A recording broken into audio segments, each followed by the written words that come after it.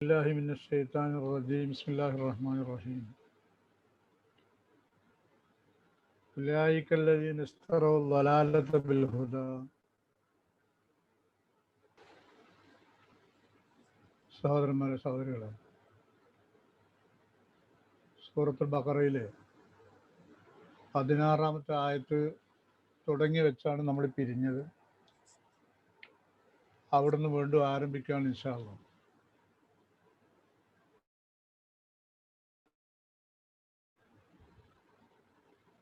എൻ്റെ ശബ്ദങ്ങൾക്ക് ക്ലിയർ ആകുന്നുണ്ടാകുമെന്ന ധാരണയിലാണ് ഞാൻ പോവുക.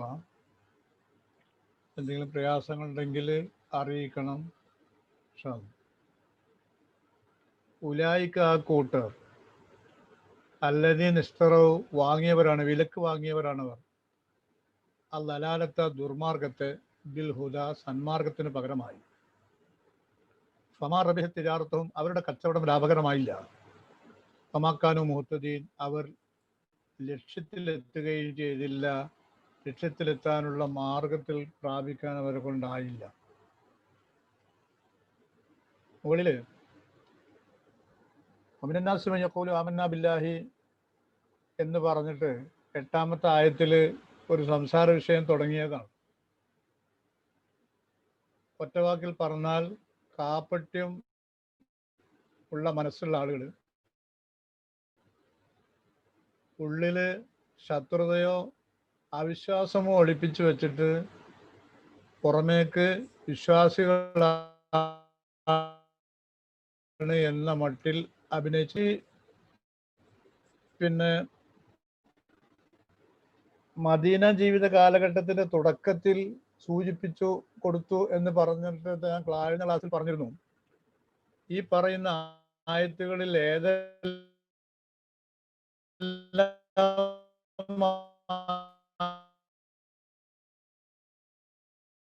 ആയത്തുകളാണ് എന്ന് ഉറപ്പിച്ചു പറയാൻ കഴിയില്ല. വിശദീകരിക്കപ്പെടുന്നത്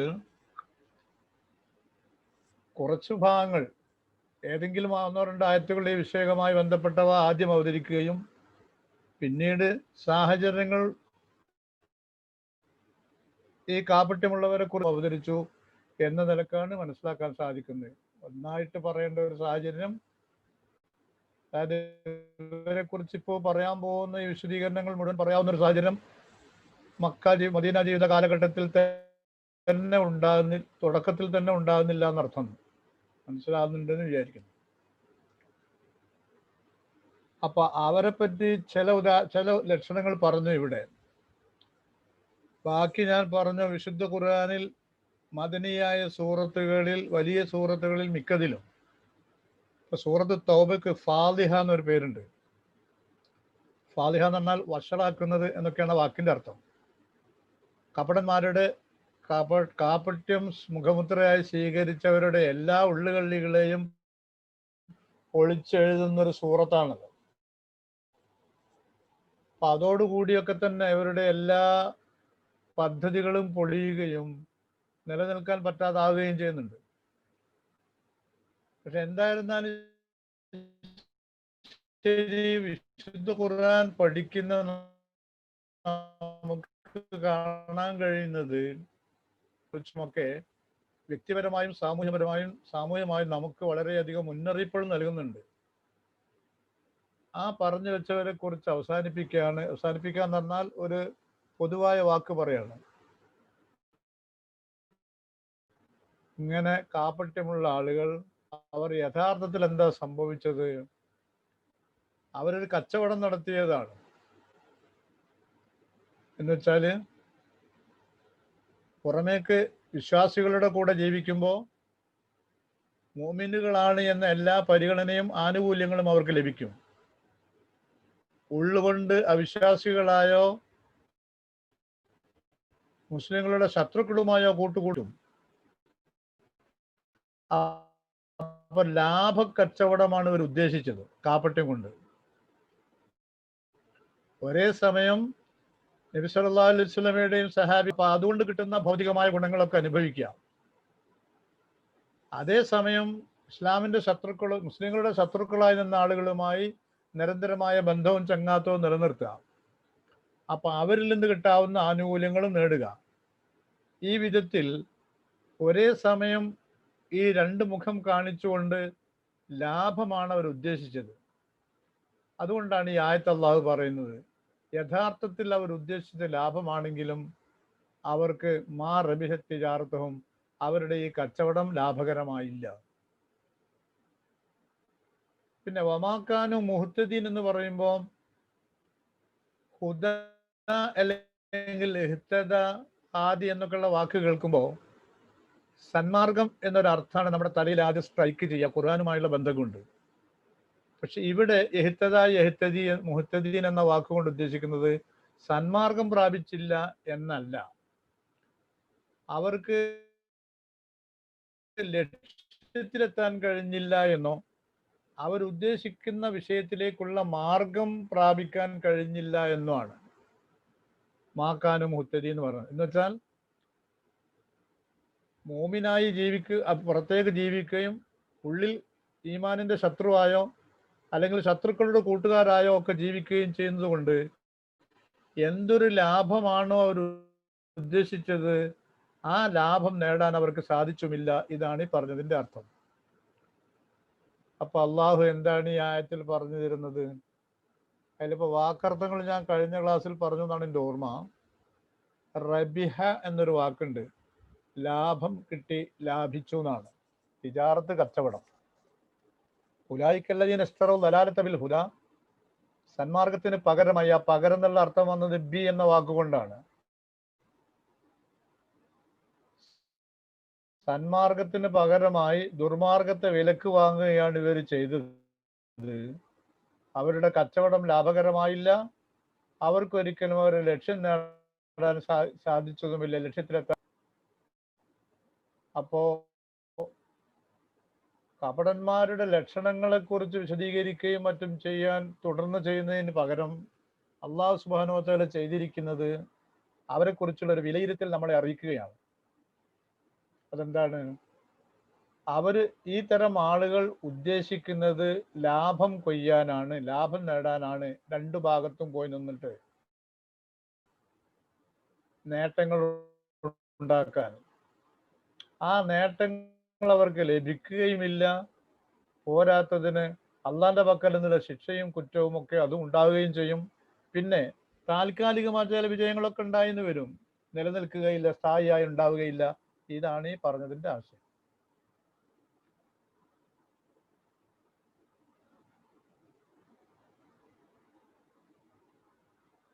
അപ്പോ ഈ ആയത്ത് പഠിക്കുമ്പോൾ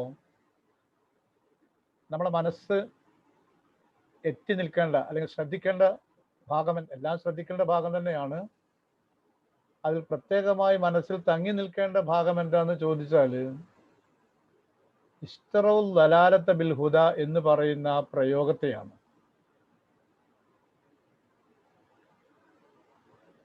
സന്മാർഗമാണ് കയ്യിൽ ഉണ്ടായിരുന്നത് അല്ലെങ്കിൽ ലഭിക്കുമായിരുന്നത്,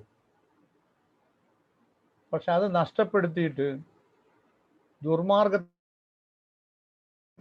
കൂടെയാണ് ഇവർ പോയത്. ഇതൊരവസ്ഥയാണ് പല മനുഷ്യരുടെയും.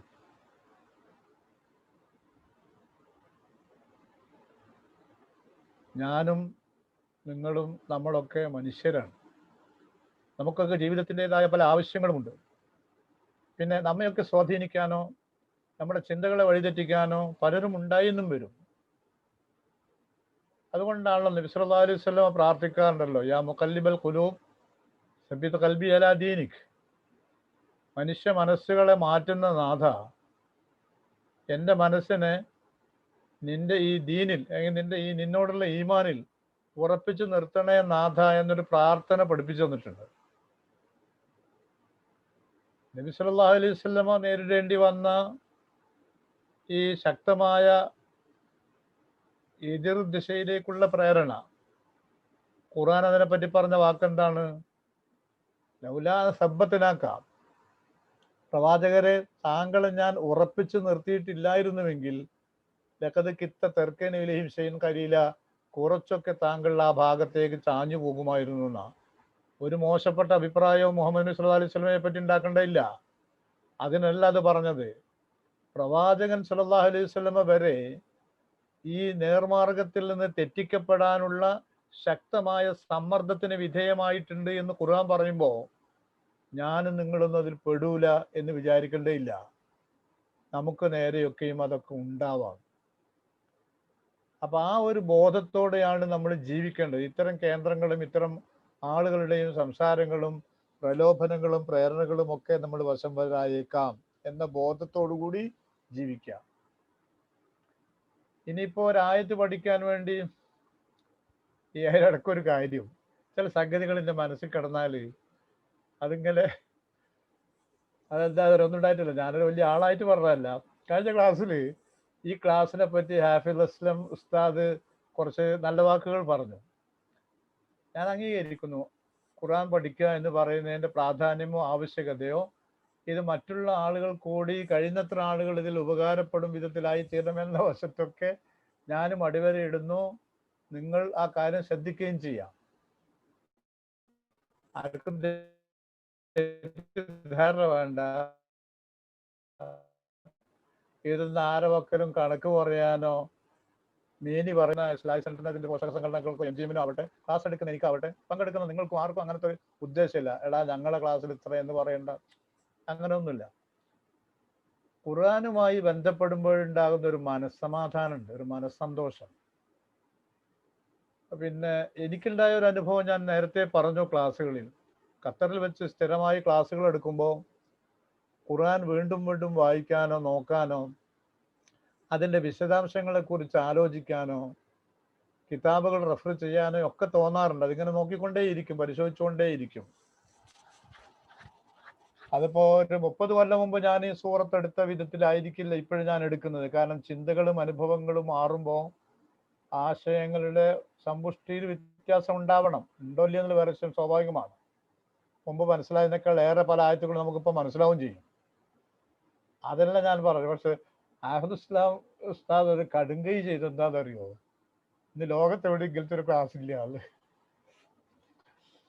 അങ്ങനെയല്ല, അത് അദ്ദേഹത്തിന്റെ മനസ്സിലെ ഒരു ബഹുമാനത്തിന്റെ, സ്നേഹത്തിന്റെ, ഇഷ്ടത്തിന്റെ ഒരു വിലയിരുത്തലിന്റെ വാക്കായി കണക്കാക്കിയാൽ മതി. അതിന്റെ അപ്പുറത്തേക്ക് പോകണം. എന്തിനാ ഞാൻ ഈ ക്ലാസ് പറഞ്ഞെന്ന് വെച്ചാൽ, ഇത്തരം ഒരു വാക്ക് ഒരാൾ പറയുകയും ഞാനതിങ്ങനെ കേട്ടിരിക്കുകയും ചെയ്യുമ്പോൾ പിന്നെ ഞാനാരാ അത് തോന്നണ്ട. അത് അദ്ദേഹം ആ ക്ലാസ്സിനോടുള്ള താല്പര്യം കൊണ്ട്, പ്രതിബദ്ധത കൊണ്ടും അതിൻ്റെ കൊണ്ട് പിന്നെ പറഞ്ഞു വെച്ചതാണ്. നമ്മളൊക്കെ പലപ്പോഴും പിന്നെ ഇവിടെ വല്ലാതെ കിട്ടുന്നില്ല അറബി ചാനലുകളൊക്കെ പരിശോധിക്കുമ്പോൾ ഉയർന്ന സ്റ്റാൻഡേർഡിൻ്റെ ക്ലാസ്സുകളാണ് ആ ക്ലാസ്സുകളൊക്കെ. നമ്മളൊന്നും ഒരിക്കലും ആ ഭാഗത്തേക്ക് എത്തിപ്പെടാൻ കഴിയില്ല. അറബി പഠിച്ചതിലുള്ള സന്തോഷവും അറബി പഠിക്കാതെ പോയവരെ പറ്റിയുള്ള സഹതാപവും ഒക്കെ ആ വിഷയത്തിൽ ഉണ്ടാവാറ്. അപ്പം ഇനി നമ്മൾ പറഞ്ഞ വിഷയത്തിലേക്ക് വരാം. അതെന്താണ്? ഈ ഒരു പ്രയോഗം നടത്തിയിട്ടുണ്ട് ഖുർആൻ. അത് കൊണ്ട് നടക്കണം, മനസ്സിൽ താലോലിക്കുക എന്ന് പറഞ്ഞാൽ കൊണ്ട് നടക്കേണ്ട ഒരു ബോധമാണ്. സന്മാർഗത്തിന് കിട്ടേണ്ട കുറെ ആളുകൾ ആ സന്മാർഗത്തെ വിറ്റിട്ട് ദുർമാർഗം വിലക്ക് വാങ്ങി നടക്കുന്ന ആളുകളുണ്ട്. അവരെ വിചാരം അതൊരു ലാഭക്കച്ചവടമാണെന്ന, സത്യത്തിൽ അതൊരു നഷ്ടക്കച്ചവടമാണല്ലോ എന്ന് പറയുന്നുണ്ട് ഖുർആൻ. അതിന് ഉദാഹരണം പറയാൻ പറ്റുമോ എന്നതാണ് വിഷയം. ഞാൻ കഴിഞ്ഞ ആഴ്ച പറഞ്ഞു പോയ 3 ഉദാഹരണങ്ങൾ ഞാൻ ഒരിക്കൽ കൂടി ആവർത്തിക്കാണ്. അടുത്ത ആയത്തിലേക്ക് പോവാണ്. അറബി ഭാഷ പഠിക്കാൻ സാധിക്കുക എന്ന് പറഞ്ഞാൽ ഒരു മഹാഭാഗ്യമാണ്. പഠനം മുഴുവൻ ഭാഗ്യം തന്നെയാണ്. നേരെ മറിച്ച് അള്ളാഹു അവന്റെ കിതാബ് ഇറക്കാൻ, അവസാനത്തെ കിതാബ് ഇറക്കാൻ തിരഞ്ഞെടുത്തത് ആ ഭാഷയാണ്. അറബി ഭാഷ അതങ്ങനെ തന്നെയാണ്, അത് പഠിക്കാൻ സാധിക്കുക എന്നുള്ളത്. അതിലൂടെ വിശുദ്ധ ഖുർആൻ മനസ്സിലാക്കാൻ, വായിക്കാൻ, അതിൻ്റെ അർത്ഥം മനസ്സിലാക്കാൻ സാധിക്കുക, തഫ്സീറുകൾ വായിക്കാൻ സാധിക്കാം, ഹദീസുകളും അതിൻ്റെ ഷറഹുകളും വായിക്കാൻ സാധിക്കുക, കഴിഞ്ഞുപോയ സലഫുസാലിഹികളുടെ ചിന്തകളുടെ കൂടെ യാത്ര ചെയ്യാൻ പറ്റുക. ഇതൊക്കെ വലിയ ഭാഗ്യമാണ്, വലിയ ഭാഗ്യമാണോ ഒക്കെ. നമ്മുടെ കൂടെ അബൂബക്കർ സിദ്ദീഖ് റളിയല്ലാഹു അൻഹു ഉണ്ട്, ഖുലഫാഉർ റാഷിദുണ്ട്, അയിമ്മത്തുകളുണ്ട്, താബിഈങ്ങളുണ്ട്. അവരുടെയൊക്കെ ഗ്രന്ഥങ്ങളുടെ കൂടെ നമ്മൾ പോകുമ്പോൾ സത്യത്തിൽ അവരോടൊപ്പം യാത്ര ചെയ്യുന്ന മാതിരിയാ തോന്നുക. ഒപ്പത്തിനൊപ്പമായി എന്ന അർത്ഥത്തിനല്ല, ഒപ്പം യാത്ര ചെയ്യുന്നൊരു സുഖാണൊക്കെ. അവരുടെ ചിന്തകളുടെ മുമ്പിലൊക്കെ നമ്മൾ പലപ്പോഴും അന്തം വിട്ട് നിന്നു പോകും. പെട്ടെന്ന് പറയാവുന്ന ഉദാഹരണം പറയട്ടെ. നമ്മുടെ പൂർവികന്മാര് ഈ ആശുപത്രി കോമ്പൗണ്ടിലുള്ള പള്ളിയിൽ അവർ പറഞ്ഞൊരു ഒരു ഒരു ഒരു വിഷയം, ഒരു അഭിപ്രായം പറയേണ്ട അവർ എഴുതി വെച്ച, ഒരു ആശുപത്രി സമുച്ചയത്തിന്റെ ഉള്ളിലുള്ള പള്ളികളിൽ സുബഹി ബാങ്ക് സമയത്തിന് മുമ്പ് കൊടുത്തോളൂ എന്ന് എഴുതിച്ചാണ്. സുബഹിന്റെ സമയമാണതിന് മുമ്പ് കൊടുത്തോളൂ. എന്നിട്ട് ഒരു പറഞ്ഞ കാരണം എന്താ അറിയോ? ഈ ആശുപത്രിയിലെ രോഗികളിൽ ഒരുപാട് പേര് ഉറക്കം കിട്ടാതെ നേരം പുലരുന്നതും കാത്തിരിക്കുന്നുണ്ടാവും. അവർക്ക് ഇനിയും മണിക്കൂറുകളുണ്ട് നേരം വെളുക്കാൻ. എന്നാലും അതിൻ്റെ 1-2 മണിക്കൂർ മുമ്പ് നിങ്ങൾ ബാങ്ക് വിളിച്ചാൽ അവർക്കൊരാശ്വാസം കിട്ടും. അതാ കോമ്പൗണ്ടിനുള്ളിൽ മാത്രം കേട്ടാൽ മതി, പുറത്തുള്ളവർക്കാർക്കും ബാധകമല്ല. ഇങ്ങനെയൊക്കെ പറയാനുള്ള സ്വാതന്ത്ര്യം, ആർജവം അവർക്കുണ്ടായിരുന്നു എന്നുള്ളതാണ് ഇതൊക്കെ പറയാനുള്ള. അതെങ്ങനെ ശരിയാവുക? അത് ദീനിൽ തെറ്റാവൂലേ? അത് ആലിമീങ്ങളുടെ കുതന്ത്രം? അങ്ങനെ ചിന്തിക്കേണ്ട. അവർ ദീനിൽ നിന്ന് മനസ്സിലാക്കിയ ആശയമാണത്. അങ്ങനെ ചെയ്യാം, അങ്ങനെയാവാം എന്നൊക്കെ. അപ്പൊ ഞാൻ പറഞ്ഞു വന്ന അതല്ല. ആ നിലക്ക് അവരെ കുറിച്ചൊക്കെ മനസ്സിലാക്കാനും പഠിക്കാനും സാധിച്ച ഏതൊരാൾക്കും അറിയാം, ഖുർആൻ പഠിച്ച ഏതൊരാൾക്കും അറിയാം, ഒരു നബിയും അലൈഹിസ്സലാത്തു വസ്സലാം അമ്പിയാക്കളിൽപ്പെട്ട ഒരാളും അള്ളാഹുവിനോട് അല്ലാതെ സഹായം തേടിയിട്ടില്ല, പ്രാർത്ഥിച്ചിട്ടുമില്ല. യാതൊരു സംശയ കാര്യത്തിലില്ല. ഖുർആനിൽ എവിടെയില്ല. അതിനെതിരെയാണ് ഖുർആന്റെ സംസാരം മുഴുവനും. ഖുർആന്റെ സംസാരം, പ്രഖ്യാപനം മുഴുവൻ അതിനെതിരിലാണ്. എന്നിട്ട് പള്ളി ദർസിലാവട്ടെ, അറബി കോളേജിലാവട്ടെ ഇരുന്ന് പഠിച്ചിട്ട്, അറബി കോളേജ് ഞാൻ പറയുമ്പോൾ ആ പേരിൽ നിലനിൽക്കുന്നവ വേറെ ഉണ്ടല്ലോ, പഠിച്ചിട്ട് അത് മനസ്സിലായിട്ട് വീണ്ടും അള്ളാഹു അല്ലാത്തവരോട് വിളിച്ച് പ്രാർത്ഥിക്കുകയും അവരെ സഹായികളായി കാണുകയും സഹായാഭ്യർത്ഥന നടത്തിക്കൊണ്ടിരിക്കുകയൊക്കെ ചെയ്യുന്ന ആളുകളില്ലേ? സത്യത്തിൽ അവർക്ക് അറിയാഞ്ഞിട്ടാണോ? അതോ ഇഷ്തറോ ദലാലത്ത ബിൽ ഹുദ? ഇവിടെ കിട്ടുന്ന സ്ഥാനമാനങ്ങൾ, ഇവിടെ കിട്ടുന്ന ചില ആദരവിന്റെ പേരുകൾ, അനുയായികളുടെ കൂട്ടം, അല്ലെങ്കിൽ ചിലപ്പോഴൊക്കെ കിട്ടാവുന്ന സാമ്പത്തിക ലാഭം, വേറെ എന്താ ഇതിന്റെ പിന്നിലുള്ളത്? ഇത് ഞാൻ ഏതെങ്കിലും ഒരു പണ്ഡിത വിഭാഗത്തെയോ പണ്ഡിതന്മാരെയോ നിന്ദിക്കാൻ വേണ്ടി പറയുന്നതല്ല. അങ്ങനെ ഒരു ഉദ്ദേശവും ഇല്ല. അങ്ങനെ ഉദ്ദേശം ഉണ്ട് ഈ പഠിച്ചോനത് മാപ്പാക്കൂലെന്ന് ഞാൻ പറയില്ല. പക്ഷെ അള്ളാന്റെ പക്കൽ കുറ്റകരമായ ഒരു കാര്യമില്ലത്. അറിയാത്തവരാണെങ്കിൽ നമുക്ക് മനസ്സിലാക്കാലോ, അത് അറിവില്ലായ്മ കൊണ്ടാണ്. ഇത് സത്യത്തിൽ ഇഷ്തറോ ദലാലത്ത ബിൽ ഹുദ തന്നെയല്ലേ? ഒരിക്കൽ പോലും നബി സല്ലല്ലാഹു അലൈഹി വസല്ലം ഒരു സദസ്സിൽ പോലും ഒരു അൽഫാത്തിഹ വിളിക്കുകയും ഇലാ ഹദ്റത്തി ഫുലാൻ എന്ന് പറഞ്ഞിട്ട് ഒരു ദിക്ർ, ഇത് പാർസൽ ചെയ്യുന്ന ഒരു സംവിധാനം പഠിപ്പിച്ചു തന്നിട്ടില്ല. എന്തിനാ ഇവർ ചെയ്തുകൊണ്ടിരിക്കുന്നതൊക്കെ? വളരെ ക്ലിയർ ആണ്. ഞങ്ങളുടെ മേൽക്കോയ്മ ഇല്ലാതെ നിങ്ങൾ അങ്ങനെ ഒറ്റക്ക് സൂഹിക്കണ്ട, ഒറ്റക്ക് ജീവിക്കണ്ട. അത് തന്നെ ഇഷ്തറൗ ദലാലത്ത ബിൽ ഹുദ. അതുപോലെ മറ്റൊരു ഉദാഹരണം ഞാൻ പറഞ്ഞു, എനിക്ക് തെരഞ്ഞെടുത്ത ഉദാഹരണങ്ങളെ പറയുന്നുള്ളൂ. അപ്പോ വിശുദ്ധ ഖുർആനിൽ നിന്നും തിരുസുന്നത്തിൽ നിന്നും തൗഹീദ് എന്താണ്, ശിർക്ക് എന്താന്ന് മനസ്സിലാക്കിയിട്ടും തൗഹീദിന്റെ കൂടെ നിന്ന് ഉറച്ചു പറയാൻ തയ്യാറാവാതെ ശിർക്കിലേക്ക് ജനങ്ങളെ ക്ഷണിക്കുകയും സ്വയം ആ വഴിക്ക് പോവുകയും ചെയ്യുന്നവൻ ഇസ്തറോ ദലാല ബിൽ ഹുദ. രണ്ടാമത്തെ ഒരു ഉദാഹരണം, നബി സല്ലല്ലാഹു അലൈഹി വസല്ലമയുടെ ഹദീസുകൾ പ്രവാചകന്റെ കാലഘട്ടത്തിൽ എഴുതപ്പെട്ടിട്ടില്ല എന്നതൊരു അബദ്ധ ധാരണ. നബി സല്ലല്ലാഹു അലൈഹി വസല്ലമയുടെ കാലത്ത് തന്നെ എഴുതപ്പെട്ടിട്ടുണ്ട്. അത് എഴുതൽ നിരുത്സാഹപ്പെടുത്തി എന്ന ഒരു സന്ദർഭമുണ്ട്. അതേസമയം പ്രോത്സാഹിപ്പിച്ച ഒരുപാട് സന്ദർഭങ്ങളും ഉണ്ട്. ഇതെന്തോ അറിയില്ല, നമ്മുടെ നാട്ടും പുറത്തൊക്കെ പ്രചരിച്ചത് ഈ നിരുത്സാഹപ്പെടുത്തി എന്ന് പറയുന്ന വാക്ക് മാത്രമാണ്. നബി സല്ലല്ലാഹു അലൈഹി വസല്ലമ തന്റെ സുന്നത്തുകൾ എഴുതാൻ കൽപ്പിച്ചിട്ടുണ്ട്, എഴുതി കൊടുത്തിട്ടുണ്ട്. ഗവർണർമാരൊക്കെ അയക്കുന്ന ആളുകളുടെ കയ്യിൽ എഴുതിയ രേഖകൾ കൊടുത്തിട്ടുണ്ട്, ഒക്കെ സംഭവിച്ചിട്ടുണ്ട്. എഴുത്തിനെ നിരുത്സാഹപ്പെടുത്തിയവരോട് അതിന്റെ ആവശ്യമില്ല, എഴുതിക്കോളൂന്ന് അനുവാദം കൊടുത്തിട്ടുണ്ട്. എന്നിട്ട് ഹിജറ, നബി സല്ലല്ലാഹു അലൈഹി വസല്ലം മരിക്കുന്ന ഹിജറ 11 വരെയുള്ള കാലത്ത് ഖുർആൻ എഴുതുന്നത് പോലെയുള്ള ഒരു സ്ഥിരം സംവിധാനം അതിനുണ്ടാക്കിയിട്ടില്ല, അത്രയേ ഉള്ളൂ. പക്ഷെ എഴുത്ത് നടക്കുന്നുണ്ടെന്ന് പ്രവാചകൻ ഉറപ്പ് വരുത്തിയിട്ടുണ്ട്. അതാണ് പ്രത്യേകത. അങ്ങനെ ഹിജറ 11 വരെ എഴുതിക്കൊണ്ടിരുന്നു, എഴുതപ്പെട്ടു. പിന്നെ വേറൊരു കാര്യം കൂടി ഇതിൻ്റെ കൂടെ പറഞ്ഞോട്ടെ, സംശയം ദൂരീകരിക്കാനാണ്. സുന്നത്തുകളിൽ എഴുതി വെക്കപ്പെടേണ്ട വളരെ കുറച്ചേ ഉള്ളൂ. ആരാധനാകർമ്മങ്ങൾ എടുക്കുക, പ്രധാന ആരാധനാകർമ്മങ്ങൾ നമസ്കാരമാണ് ഒന്നാമത്തെ അല്ലേ. അത് നിത്യേന ചെയ്ത് കാണിച്ചോല കൽബിൽ ഉറപ്പിച്ച കാര്യമാണ്. അത് നിരന്തരം എഴുതി വെക്കേണ്ട ആവശ്യമില്ല. അത്തഹിയാത്തൊക്കെ മിമ്പറിൽ നിന്ന് ചൊല്ലി പഠിപ്പിച്ചു കൊടുത്താൽ സ്കൂൾ മാസ്റ്റർമാർ ചെയ്യണ മാതിരി മിമ്പറിൽ നിന്നിട്ട് അത്തഹിയാത്ത് ചൊല്ലി പഠിപ്പിച്ചിരിക്കുക. ഫാത്തിഹയും സൂറത്തും കഴിഞ്ഞാൽ ബാക്കി ഇത്തിരി ദിക്റുകളല്ലേ ഖുർആൻ നിസ്കാരത്തിലുള്ളൂ. അത് നിത്യേന 5 നേരം നിർബന്ധമായും മറ്റു സുന്നത്തുകളും ചെയ്ത് ചെയ്ത് ചെയ്ത് പഠിപ്പിച്ചതാ. അവിടെ എഴുതി വെക്കേണ്ട പ്രശ്നം വരുന്നില്ല അധികം. പിന്നെ സക്കാത്താണ്, അത് എഴുതി വെക്കണം. അത് എഴുതി വെച്ചു. എഴുതി പ്രവാചകൻ തൻ്റെ സക്കാത്ത് പിരിക്കാൻ വേണ്ടി നബി സല്ലല്ലാഹു അലൈഹി വസല്ലം നിയോഗിച്ച് അയച്ച സഹാബികളുടെ കയ്യിൽ ഏത് വിധത്തിലാണ് സക്കാത്ത് പിരിക്കേണ്ടത് എന്ന കണക്കുകൾ എഴുതി കൊടുത്തിട്ട് ആ പ്രവാചകൻ വിട്ടത്. എഴുതി കൊടുത്തു. ആ എഴുത്തുകളാണ് പിന്നീട് ഖുലഫാഉർ റാഷിദുകൾ അവരുടെ കാലഘട്ടത്തിൽ നടപ്പിൽ വരുത്തിയത്. എഴുതി. പിന്നെ എഴുതാൻ ആവശ്യമുള്ള ഒരു വിഷയം എന്താണെന്നറിയോ? നഷ്ടപരിഹാരങ്ങളുടെ തുകയാണ്. കൈ മുറിച്ചാൽ ഇത്ര, കണ്ണു പൊട്ടിച്ചാൽ ഇത്ര തുടങ്ങിയുള്ളവയല്ലേ. ആ ജാതി ആവശ്യമുള്ള മുഴുവൻ പ്രവാചകൻ എഴുതിയിട്ടുണ്ട്. നബി സല്ലല്ലാഹു അലൈഹി വസല്ലമ സ്വമേധ കൽപ്പിച്ച് എഴുതിപ്പിച്ചിട്ടുണ്ട് എന്നർത്ഥം. ആരാധനാകർമ്മങ്ങളിൽ പിന്നെ നോമ്പാളുള്ളത്. നോമ്പിൽ എന്താ എഴുതി വെക്കാനുള്ളത്? പറ. നോമ്പിൽ എന്താണ് എഴുതി വെക്കാനുള്ളത്? സുബഹിന്റെ മുമ്പ് അത്താഴം കഴിക്കണം, മഗ്‌രിബാവും. എന്താ അധികം ഉള്ളത്? കുറച്ചേ ഉള്ളൂ. നിങ്ങൾ ശ്രദ്ധിച്ചിട്ടുണ്ടോ? റമദാൻ മാസത്തിൽ ഉള്ള ലൈഫായ ഹദീസുകൾ മുഴുവൻ റമദാനായിട്ട് ബന്ധപ്പെട്ട് ഇറങ്ങുന്ന കാണാം. കാരണം എന്താ അറിയോ? ഇത് റമദാൻ 1 മുതൽ 30 വരെ പറയാൻ മാത്രം ഹദീസൊന്നുമില്ല. ആകെ ഇത്തിരി ഹദീസുകളെ ആ വിഷയത്തിലുള്ളൂ. അപ്പൊ പിന്നെ കഥ പറഞ്ഞുണ്ടാക്കുക ഓരോന്ന്. പിന്നെ ഹജ്ജാണ്. ഹജ്ജിൽ പഠിക്കാനുണ്ട്. എന്താ ചെയ്തത്? ഹുദു അന്നി മനാസിക്കും, ഹജ്ജ് എന്നിൽ നിന്ന് പഠിക്കുക. ഒട്ടകപ്പുറത്ത് കയറിയിരുന്നു. മദീനയിൽ നിന്ന് 20 കിലോമീറ്റർ ദൂരം യാത്ര ചെയ്യുമ്പോൾ മദീനക്കാരുടെ മീഖാത്തായി.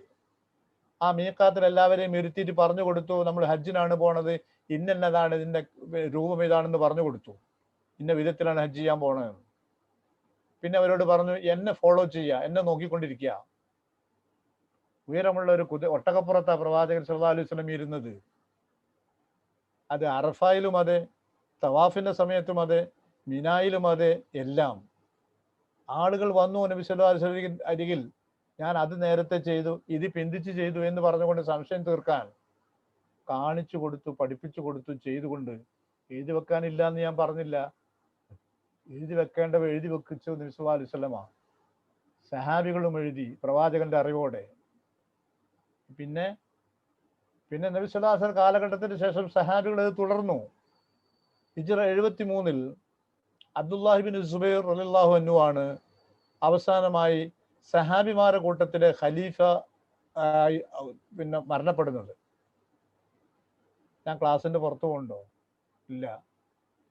ഖുലഫാഉർ റാഷിദുകൾ ആണ് നബി സല്ലല്ലാഹു അലൈഹി വസല്ലമക്ക് ശേഷം ഭരണം നടത്തിയത്. ഖുലഫാഉർ റാഷിദ് ആരൊക്കെയാ? എത്ര പേരാ?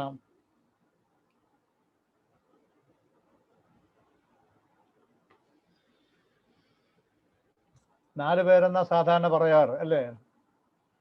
അബൂബക്കർ സിദ്ദീഖ് റളിയല്ലാഹു അൻഹു, ഉമർ ബിൻ ഖത്താബ് റളിയല്ലാഹു അൻഹു, ഉസ്മാൻ ബിൻ അഫ്ഫാൻ റളിയല്ലാഹു അൻഹു, അലി ബിൻ അബി താലിബ് റളിയല്ലാഹു അൻഹു. സംഭവം ശരിയാ. പക്ഷെ ഒരു ചെറിയൊരു ശരിയുടെ പോരായ്മ ഉണ്ട് അവിടെ. എന്താണെന്നറിയോ? നബി സല്ലല്ലാഹു അലൈഹി വസല്ലം പറഞ്ഞ മറ്റൊരു ഹദീസിൽ, എനിക്ക് ശേഷം ഖിലാഫത്തുർ റാഷിദ ഉണ്ടാവും. അൽ ഖിലാഫത്തുർ റാഷിദ കാലഘട്ടം 30 വർഷമാണ് എന്ന് പറഞ്ഞു വെച്ചിട്ടുണ്ട് നബി സല്ലല്ലാഹു അലൈഹി വസല്ലം. ഹദീസ് സഹിയാണ്. ഖിലാഫത്തുർ റാഷിദ 30 വർഷമാണ്. നമ്മൾ ഈ പറയുന്ന 4 ഖലീഫമാരുടെ പീരീഡ് കാലം കണക്ക് കൂട്ടിയാൽ 29 കൊല്ലവും 6 മാസവുമേ ഉണ്ടാവുള്ളൂ. ഒരു 6 മാസത്തെ പോരായ്മ ഉണ്ട് അവിടെ. അപ്പോ ഈ 4 പേര് പോരല്ലോ. ഖിലാഫത്തുർ റാഷിദ 5 പേരാണ്. ആരാന്നറിയാം? 5-ാമത്തെ ആള് ഹസൻ ബിൻ അലി റളിയല്ലാഹു അൻഹു, അലി ബിൻ അബി താലിബിന്റെ മകൻ ഹസൻ റളിയല്ലാഹു അൻഹുവിനെ ഖിലാഫത്തുർ റാഷിദയിലെ 5-ാമത്തെ വ്യക്തിയായി കണക്ക് കൂട്ടണം. ഇത് അബ്ദുർ റഊഫിന്റെ തിയറിയൊന്നുമല്ല. ഖത്തറിലെ മതകാര്യ വകുപ്പ് പുറത്തിറക്കുന്ന പിന്നെ ഈ ഇസ്ലാമിക ചരിത്രത്തെക്കുറിച്ചുള്ള ഒരു റിസർച്ച് സ്റ്റഡിയുടെ ബുക്കുണ്ട്. അതിൽ ഈ തെളിവുകൾ സമർത്ഥിച്ചുകൊണ്ടും ഈ ഹദീസുകൾ ഉദ്ധരിച്ചുകൊണ്ടും ആ കാര്യം സമർത്ഥിച്ചിട്ടുണ്ട്. അപ്പൊ ഖിലാഫത്ത് റാഷിദ പറയുമ്പോൾ 4 അല്ല 5 പേരുണ്ട്. ഹസൻ റളിയല്ലാഹുവിനെ കൂടി കൂട്ടണം അതില്. അങ്ങനെ ഹസൻ റളിയല്ലാഹുവിന് ശേഷം പിന്നീട് മുസ്ലിങ്ങളുടെ ഖിലാഫത്ത് ഏറ്റെടുക്കുന്നത് മുആവിയ റളിയല്ലാഹു ആണ്. ആ മുആവിയയും ആരാണ്? സഹാബിയാണ്. ഹസൻ 4 പേരും 5 പേരും സഹാബിയാണ്. പിന്നെ മുആവിയ റളിയല്ലാഹു സഹാബിയാണ്. മുആവിയയുടെ ഭരണത്തെ എതിർത്തുകൊണ്ട് അബ്ദുല്ലാഹി ബിൻ സുബൈർ റളിയല്ലാഹു അൻഹു മക്ക കേന്ദ്രമാക്കി മറ്റൊരു ഭരണം തുടങ്ങി. കുറെ രാഷ്ട്രീയ പ്രശ്നങ്ങൾ ഉണ്ടായിട്ടുണ്ട്. പക്ഷേ ആ ഭരണം അവസാനിക്കുന്നത് ഹിജറ 73 അബ്ദുല്ലാഹി ബിൻ സുബൈറിന്റെ മരണത്തോടു കൂടിയാണ്. അപ്പോ നബി സല്ലല്ലാഹു അലൈഹി വസല്ലം മരിച്ചിട്ട് ഹിജറ 73 വരെ മുസ്ലിങ്ങളുടെ നേതൃത്വം സഹാബികളുടെ കൈകളിലാണ്. സഹാബികളുടെ. എന്തിനാപ്പത് ഇങ്ങനെ പറഞ്ഞത്? ഹിജറ 73 ആവുമ്പോഴേക്ക് 70 ആവുമ്പോഴേക്ക് ഹദീസുകൾ മുഴുവൻ എഴുതപ്പെട്ട് കഴിഞ്ഞിരുന്നു. ഹിജറ 70 ആവുമ്പോഴേക്ക് ഹദീസുകൾ എഴുതേണ്ട ആവശ്യമില്ലാതെ വിധം ഹദീസുകൾ എഴുതപ്പെട്ട് കഴിഞ്ഞിരുന്നു. ഞാനിത് പറയുന്നത് എന്തിനാന്ന് വെച്ചൊരു ഉദാഹരണം പറയാൻ വേണ്ടിയിട്ടാണ്, സാന്ദർഭികമായി പറഞ്ഞതേ ഉള്ളൂ. പിന്നീട് എന്താ സംഭവിച്ചത് അതൊക്കെ പിന്നീട് പറഞ്ഞു തരാം ഓരോ സന്ദർഭത്തിൽ ഇൻഷാ അല്ലാഹ്. അതിനുശേഷം വന്ന പണ്ഡിതന്മാർക്ക് ചെയ്യാനുണ്ടായിരുന്നത് ഈ എഴുതപ്പെട്ട ഹദീസുകളും നാട്ടിൽ വാമൊഴിയായി പ്രചരിച്ച കളവും ശരിയും കൂട്ടിക്കലർത്തിയൊക്കെ പ്രചരിപ്പിക്കപ്പെട്ട ഹദീസുകളെയും പരിശോധിക്കുകയും ഈ ഹദീസുകൾ മുഴുവൻ അതിന്റെ യഥാർത്ഥ സ്രോതസ്സുകളിൽ പോയി, ജീവിച്ചിരിക്കുന്ന സ്രോതസ്സുകളിൽ, മരണപ്പെട്ടവരെ കാണാൻ കഴിയില്ലല്ലോ, സ്രോതസ്സുകളിൽ പോയി ഉറപ്പുവരുത്തുകയുമാണ്, സ്ക്രൂട്ടിനൈസ് ചെയ്യുക, പുനഃപരിശോധന നടത്തുകയാണ് പിൽക്കാലത്ത് വന്നവരൊക്കെ. ആ കൂട്ടത്തിൽ വന്ന ഒരു മഹൽ വ്യക്തിയാണ് ഇമാം ബുഖാരി. ഇമാം ബുഖാരിയുടെയൊക്കെ മുമ്പ് ഇഷ്ടം പോലെ ഹദീസിന്റെ കിതാബുകൾ പ്രചാരത്തിലുണ്ട്. ഇഷ്ടം പോലെ ഞാൻ വെറുതെ പറഞ്ഞതല്ല, ഇഷ്ടം പോലെ പകർപ്പ് കോപ്പികൾ പ്രചാരത്തിലുണ്ട് ഹദീസിന്റെ ചെറുതും വലുതുമായ ബുക്കുകൾ. അപ്പൊ പ്രചാരത്തിൽ കുറെ ഹദീസുകൾ കാണുന്നു, ആളുകൾ ഉസ്താദന്മാരുടെ കയ്യിൽ നിന്ന് കേട്ടുപഠിക്കുന്നു. ഇവയൊക്കെ ഒരു പുനഃപരിശോധനയ്ക്ക് തയ്യാറാക്കിയിട്ട് അതിൽ തനിക്ക് ശരിയാണെന്ന് ഉറപ്പ് വന്നവ മാത്രം ക്രോഡീകരിക്കുകയാണ് ഇമാം ബുഖാരി ചെയ്തത്. നിങ്ങളിൽ പലരും ധരിച്ചതുപോലെ നബി സല്ലല്ലാഹു അലൈഹി വസല്ലം മരിച്ച് 100-200 കൊല്ലങ്ങൾക്ക് ശേഷം ഒരു ഹദീസും എഴുതപ്പെടാതിരുന്ന ഒരു സാഹചര്യത്തിൽ ഇമാം ബുഖാരിയെ പോലെയുള്ള ഒരു മഹാനവറുകൾ വന്നിട്ട് 100-200 കൊല്ലം മുമ്പ് മരിച്ചുപോയ ഒരു വ്യക്തിയുടെ ചര്യ എഴുതാൻ മെനക്കെട്ടതാ, ഉള്ള അബദ്ധമൊക്കെ എഴുതി കൂട്ടിയ റഷ്യക്കാരൻ എന്ന് വിചാരിക്കേണ്ടതില്ല. അതല്ല സംഭവിച്ചത്. എന്നിട്ട് അവർ ആ പരിശോധനയിൽ നടത്തിയ വളരെ വലിയ സൂക്ഷ്മത എന്താന്ന് പറഞ്ഞാൽ, ഈ ഹദീസുകളിൽ വിശുദ്ധ ഖുർആനിൽ നിരക്കാത്ത വല്ല വചനങ്ങളും പ്രചാരത്തിലുണ്ടോ, മനുഷ്യന്റെ സാധാരണ ബുദ്ധിക്ക് നിരക്കാത്ത, ശരാശരി ബുദ്ധിക്ക് നിരക്കാത്ത വല്ലതുമുണ്ടോ എന്ന് പരിശോധിക്കുക ചെയ്തത്. ഒരു കാര്യം കൂടി ഞാൻ ഈ കൂട്ടത്തിൽ പറഞ്ഞോട്ടെ, ഇനി ഒരിക്കൽ ആ വഴിക്ക് വരാതിരിക്കാൻ വേണ്ടിയിട്ടാണ്. ഈ ലക്ഷക്കണക്കിന് ഹദീസുകൾ എന്ന് കേൾക്കാറില്ലേ? പൊട്ട നുണ, അങ്ങനെ സംഭവമല്ല. ഈ ക്ലാസ് കേൾക്കുന്ന ചിലരെങ്കിലും പറയും ഉസ്താദിന് വട്ടായി എന്ന്. ഉസ്താദിന് വട്ടായിട്ടില്ല. ഉസ്താദിന് ഉറപ്പുള്ളത് മാത്രമേ ഉസ്താദ് ക്ലാസ് പറയലുള്ളൂ. പിന്നെ എന്താണ് ഈ കേൾക്കുന്നത്? ഹദീസിന് 2 വശങ്ങളുണ്ട്. ഹദീസിന്റെ മത്ന്, ഹദീസിന്റെ സനദ്. മത്നി മീൻസ് കണ്ടന്റ്, അതിന്റെ കണ്ടന്റ്. ഇപ്പോ നിങ്ങൾ പിന്നെ കർമ്മങ്ങൾ ഉദ്ദേശം അല്ലെങ്കിൽ ഇത്രയൊക്കെ നിസ്കരിക്കണം എന്നൊക്കെ പറയുന്ന വചനങ്ങളിൽ അതാണ് അതിന്റെ കണ്ടന്റ്. അതിന് വേറൊരു വശമുണ്ട് സനദ്. സനദ് എന്ന് പറഞ്ഞാൽ അതിന്റെ പരമ്പര. ആ ഹദീസ് എഴുതുന്ന ക്രോഡീകരിക്കുന്ന ഉസ്താദ് മുതൽ സഹാബി വരെ എത്തുന്ന, നബി സല്ലല്ലാഹു അലൈഹി വസല്ലം വരെ എത്തുന്ന ഒരു പരമ്പര. മൾട്ടിപ്പിൾ ചെയ്യപ്പെടുന്നത് സനദാണ്, മത്നല്ല. ഞാൻ എൻ്റെ ക്ലാസ്സിൽ ഇപ്പോ 170 ആളുകളുണ്ട്. ഞാനിപ്പോ ഒരു ഹദീസ് ഉദ്ധരിച്ച് നോക്കുക. ഒരു ഹദീസ്, ഞാനൊരു സഹാബിയോ താബിയോ ആണ് സങ്കല്പിക്കുക. ഞാനൊരു ഹദീസ് ഉദ്ധരിച്ചാൽ നിങ്ങൾ 170 പേര് ഹദീസ് പഠിച്ചു. നിങ്ങൾ ഈ 170 പേരും ഇനി ഓരോരുത്തർക്ക് പഠിപ്പിച്ചു കൊടുത്താൽ എന്തായി? 170 × 170 20ആയി, 2 ഇരട്ടിയായി അല്ലേ? നിങ്ങൾ ഇതുപോലെ എന്നെ പോലെ ഒരു 170 പേർക്കാണ് പഠിപ്പിച്ചതെങ്കിലോ 170 × 170ലേക്ക് എത്തി. ഇതാണ് ഈ ഹദീസിന്റെ മൾട്ടിപ്ലിക്കേഷൻ എന്ന് പറയുന്നത്. ഇരട്ടിക്കപ്പെടുകയാണ്. ഹദീസ് ഒന്ന് തന്നെയാണ്. ഞാൻ നിങ്ങൾക്ക് ഓരോരുത്തർക്കും പറഞ്ഞു തന്ന ഹദീസ് ഒന്നാണ്. നിങ്ങൾ ഈ ഹദീസ് ഓരോന്നും വേറെ ഓരോരുത്തർക്ക് പറഞ്ഞു കൊടുത്തപ്പോ ഹദീസ് 170 + 170 340ആയി. അവരോരോരുത്തരും വീണ്ടും ഓരോരുത്തർക്ക് പറഞ്ഞു കൊടുത്തപ്പോ 370 ഇൻറ്റു 2 എത്ര 720 740 ആയി. അവർ വീണ്ടും ഓരോരുത്തർക്ക് പറഞ്ഞു കൊടുത്തപ്പോ ആ 720 എത്രയായി? 1750 ചില്ലാനമായി. കണ്ടങ്ങൾ ഹദീസ് പെരുകി പോണത്. ഇതാണ് ഹദീസിന്റെ പെരുക്കം, ലക്ഷക്കണക്കിന് എന്നൊക്കെ പറയുന്നത്. ഹദീസ് ഒന്നാണ്. പറഞ്ഞു ഇന്നമല്ലാതെ ഭിന്നിയാത്തൊരു ഹദീസ് പറഞ്ഞു പിടിച്ചു.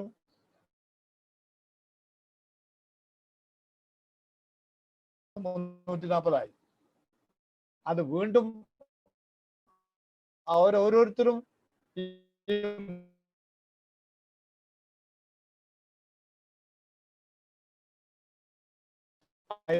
ാത്ത കുറെ ഹദീസുകൾ തള്ളി എന്നൊക്കെ പറഞ്ഞു കേൾക്കാം. വിവരം കെട്ടവർ അങ്ങനെ പറയട്ടെ, ഞാൻ ക്ഷമിക്കുക, ക്ലാസ് അടപ്പിൽക്കറിയാം. അപ്പൊ ഞാൻ പറഞ്ഞെന്താണെന്നറിയോ, ഈ വിധത്തിൽ ജീവിതം മുഴുവൻ നും തിരുസുന്നത്തിനും ഒക്കെ വേണ്ടി ഒഴിഞ്ഞു വെച്ച് അതിസൂക്ഷ്മതയോടെ ഭക്തി നൂറ്റാണ്ടുകളിൽ മുഴുവൻ അവരുടെ ഹദീസുകളും ഹദീസിന്റെ വിഷയത്തെ പറ്റിയുള്ള അവരുടെ തീരുമാനങ്ങളും കുറ്റമറ്റതാണ് എന്ന് സമ്മതിച്ചു കൊടുത്ത ആളുകളെ മുഴുവൻ കളിയാക്കി പരിഹസിച്ച് പുച്ഛിച്ച് ഏതോ ഒരു ബുഖാരി കാക്ക, റഷ്യക്കാരൻ, മുസ്ലിം ഏതോ ഒരു കാക്ക, എന്ത് ബുഖാരി, എന്ത് മുസ്ലിം, എന്ത് അബൂദാവൂദ്, എന്ത് തിർമിദി, എന്ത് ഇബ്നു മാജ, ഈ കോലത്തിൽ ആളുകളുടെ ഇടയിൽ ഇവരെ ചവറുകളാക്കി മാറ്റി കുറെ ആളുകൾ. ആ കൂട്ടത്തിൽ വിവരമുള്ളവനുണ്ട്, ഇല്ലാത്തവനുണ്ട്. എന്തിനു വേണ്ടി? കുൽസിതമായ സംഘടിത ലാഭത്തിന് വേണ്ടി മാത്രം.